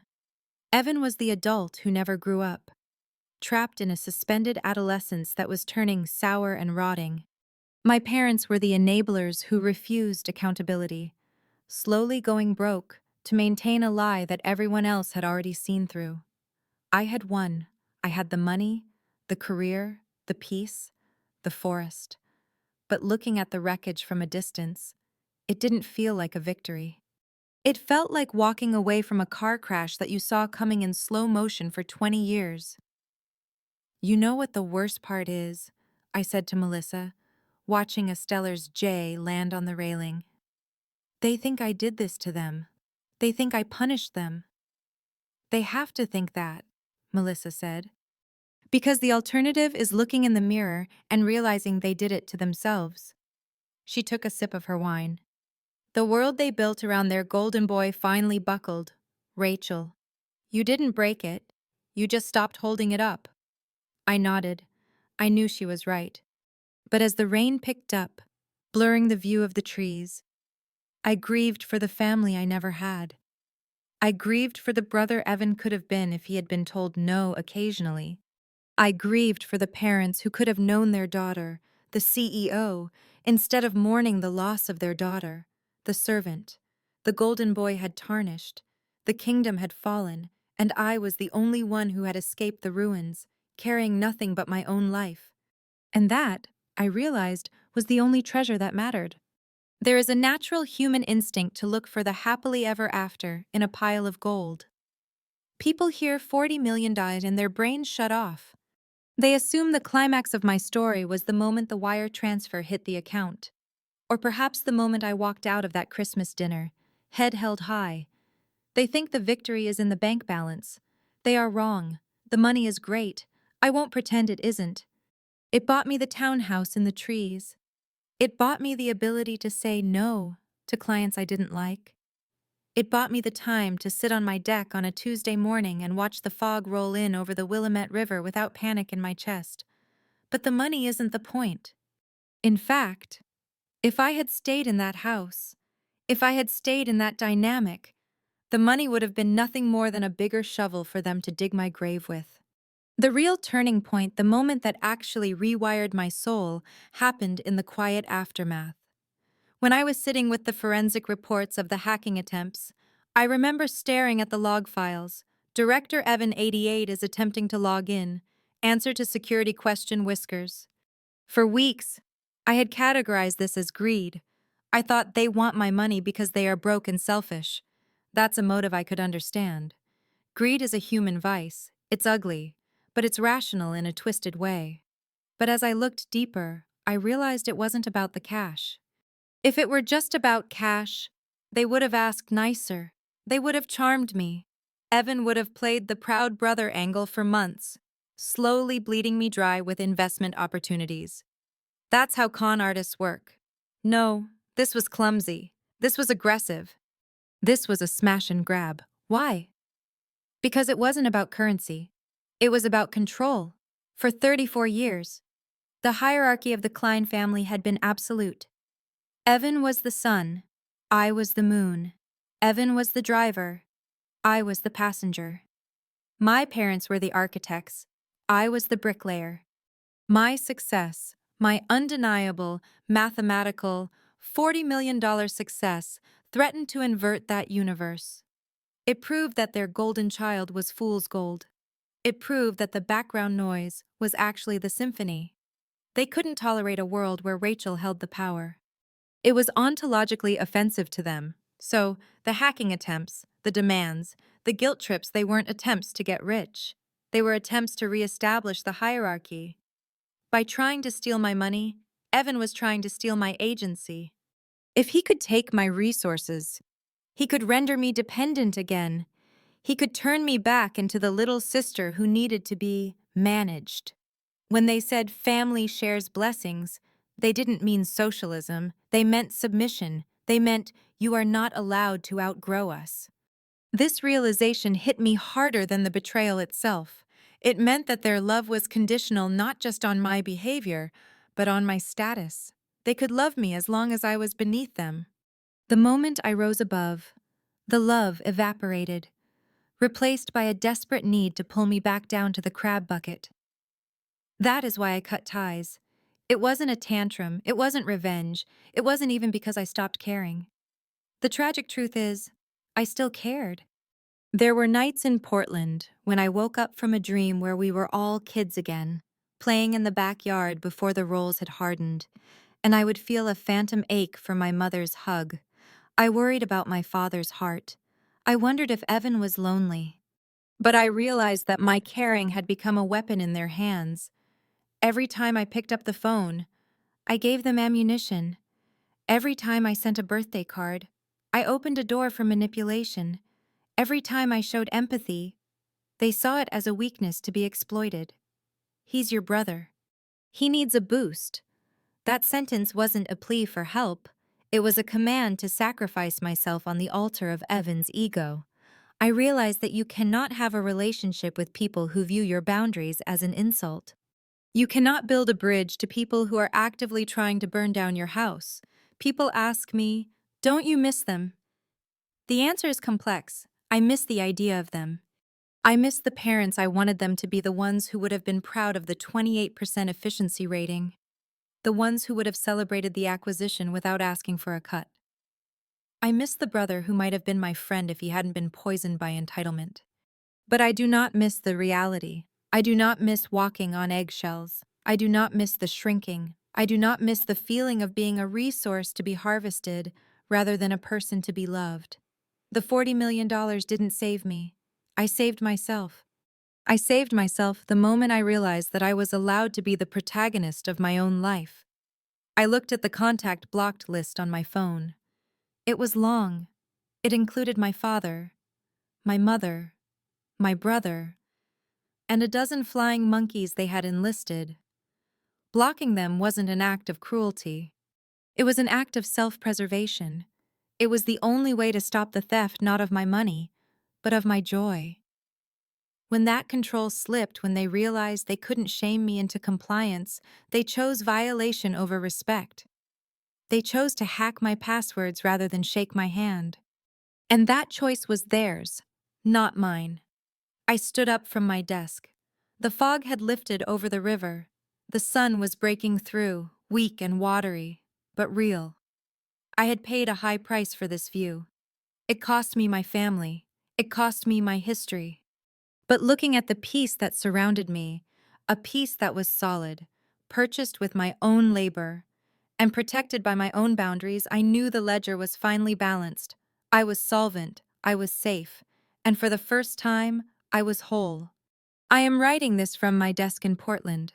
Outside, the morning mist is lifting off the Douglas firs, revealing a sky that is a pale, washed-out gray. It is quiet here. The only sound is the hum of my espresso machine and the distant call of a raven. It is the kind of silence I used to dream about when I was shivering in my Denver apartment or hiding in my bedroom in Phoenix while my family debated which of Evan's disasters to fund next. People ask me often, usually quietly, after a few glasses of wine, or in the hushed corners of conference halls, how I did it. They don't mean the software, they don't mean the algorithms or the acquisition deal. They can read about that in Forbes. They mean, how did you walk away? They ask because they know. They recognize the look in my eyes because they have it too. They are the invisible children, the scapegoats, the draft horses who carried the family cart until their backs broke. They are the ones who were told they were low maintenance until they realized that was just a polite way of saying neglected. So, this is for you. This is the code I wrote to debug my own life. If you take anything from my story, from the frozen bank accounts, the lawsuits, the loneliness, and the eventual peace, let it be this. You do not owe your success to the people who only noticed your existence once it became profitable. There is a pervasive myth in our culture that we owe our parents a debt simply for birthing us. We are told that because they fed us, clothed us, and put a roof over our heads, we act as perpetual debtors to their emotional bank account. But listen to me closely. Providing food, shelter, and safety is not a loan. It is the baseline requirement of bringing a life into this world. It is the contract they signed when they decided to be parents. You do not owe interest on your own survival. My parents loved to say, "We made you who you are." They tried to claim copyright on my resilience. They argued that by neglecting me, they taught me independence. They argued that by criticizing me, they taught me to strive. Do not let them rewrite history. I became strong in spite of them, not because of them. My success was built in the vacuum they left behind. I built my empire in the dark hours they spent worshiping my brother. When the check cleared for $40 million, they tried to claim it was a family blessing. It wasn't. It was my blessing. It was the harvest of seeds I planted in soil they refused to water. If they were not there for the warehouse shifts at 300 a.m., if they were not there when the heat was cut off, if they were not there when you were crying on the bathroom floor, wondering if you were enough, they do not get a seat at the table when the feast is served. You do not owe dividends to investors who refused to buy stock when the price was low. Family is not defined by shared DNA, but by shared respect. This is the hardest pill to swallow. We are biologically wired to crave the approval of our tribe. We are evolutionary designed to fear exile. But we are living in a modern world, not a cave. Biology is an accident. It is a roll of the genetic dice that placed you in a specific house with specific people. Sometimes, that roll is lucky. Sometimes, as in my case, and perhaps yours, it is a mismatch. DNA provides the hardware. But love, respect, and safety, that is the software. And you cannot run a high-performance life on corrupted software. My brother shares my eyes, my nose, and my history. We have the same blood running through our veins. But when he looked at me across that Christmas dinner table, he didn't see a sister. He saw a target. He saw a resource to be exploited. That is not family. That is a parasite. Real family is the people who send you $28 on Venmo immediately because they respect your boundaries. Real family is the friends who celebrate your wins without asking, "What's in it for me?" Real family is Aunt Melissa, who saw the truth and handed me $50 and a lifeline. You have the right to curate your tribe. You are allowed to prune the family tree. If a branch is rotten, if it is poisoning the trunk, you cut it off. It doesn't make you cruel. It makes you a gardener who wants the tree to survive. You are allowed to grow beyond the limits others placed on you. In every dysfunctional family, there is a script. It was written before you were born. In my play, Evan was the hero, and I was the NPC, the non-player character. I was the background extra who was supposed to nod, facilitate, and fade away. When I started making noise, when I started building companies and making millions, I wasn't just succeeding, I was breaking the script. I was improvising lines they didn't know how to respond to. Their anger wasn't just about money, it was about disorientation. I had stopped playing my part, and it terrified them. They will try to put you back in your box. They will say, "You've changed," as if it's an insult. Let them. Change is the point. Growth is the mandate of all living things. If you are not changing, you are dying. You are allowed to outgrow the role they assigned you. You are allowed to be smarter than them, richer than them, happier than them. You do not have to shrink to make them feel comfortable. A lighthouse does not dim its light just because the captain of a sinking ship finds it too bright. It shines to warn others of the rocks.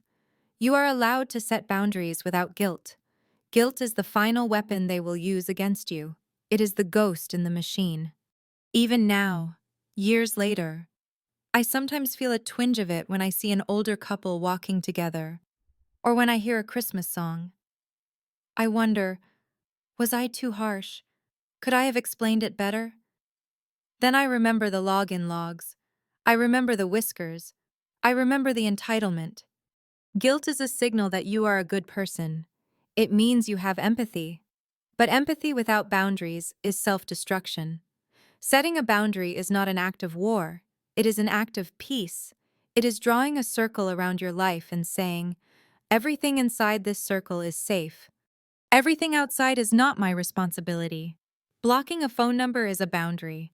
Refusing to lend money is a boundary.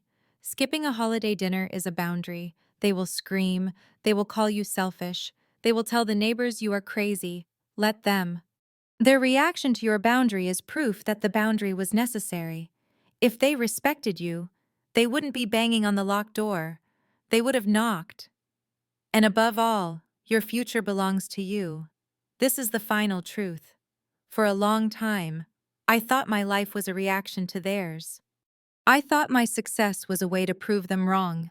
I thought my silence was a way to hide from them. Even in my defiance, I was still orbiting their gravity. But the day I drove away from Phoenix, the day I watched the mountains rise in my rearview mirror, I realized that the orbit was broken.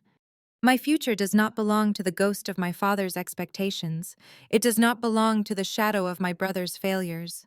It belongs to the woman who sat in a freezing apartment in Denver, eating ramen and writing code because she believed in a logic she couldn't yet see. It belongs to me. And yours belongs to you. You are the architect. You are the coder. You are the CEO of your own existence. Do not hand the keys to anyone who never believed in the vehicle until it crossed the finish line. Do not let them sit in the passenger seat and critique your driving. Drive your own car. Pick your own destination. And if they can't keep up, leave them at the last exit. I stand up from my desk. The sun has fully broken through the clouds now. The forest is illuminated, a million shades of green, breathing, alive, chaotic, and perfect. I pick up my coffee. My phone is silent.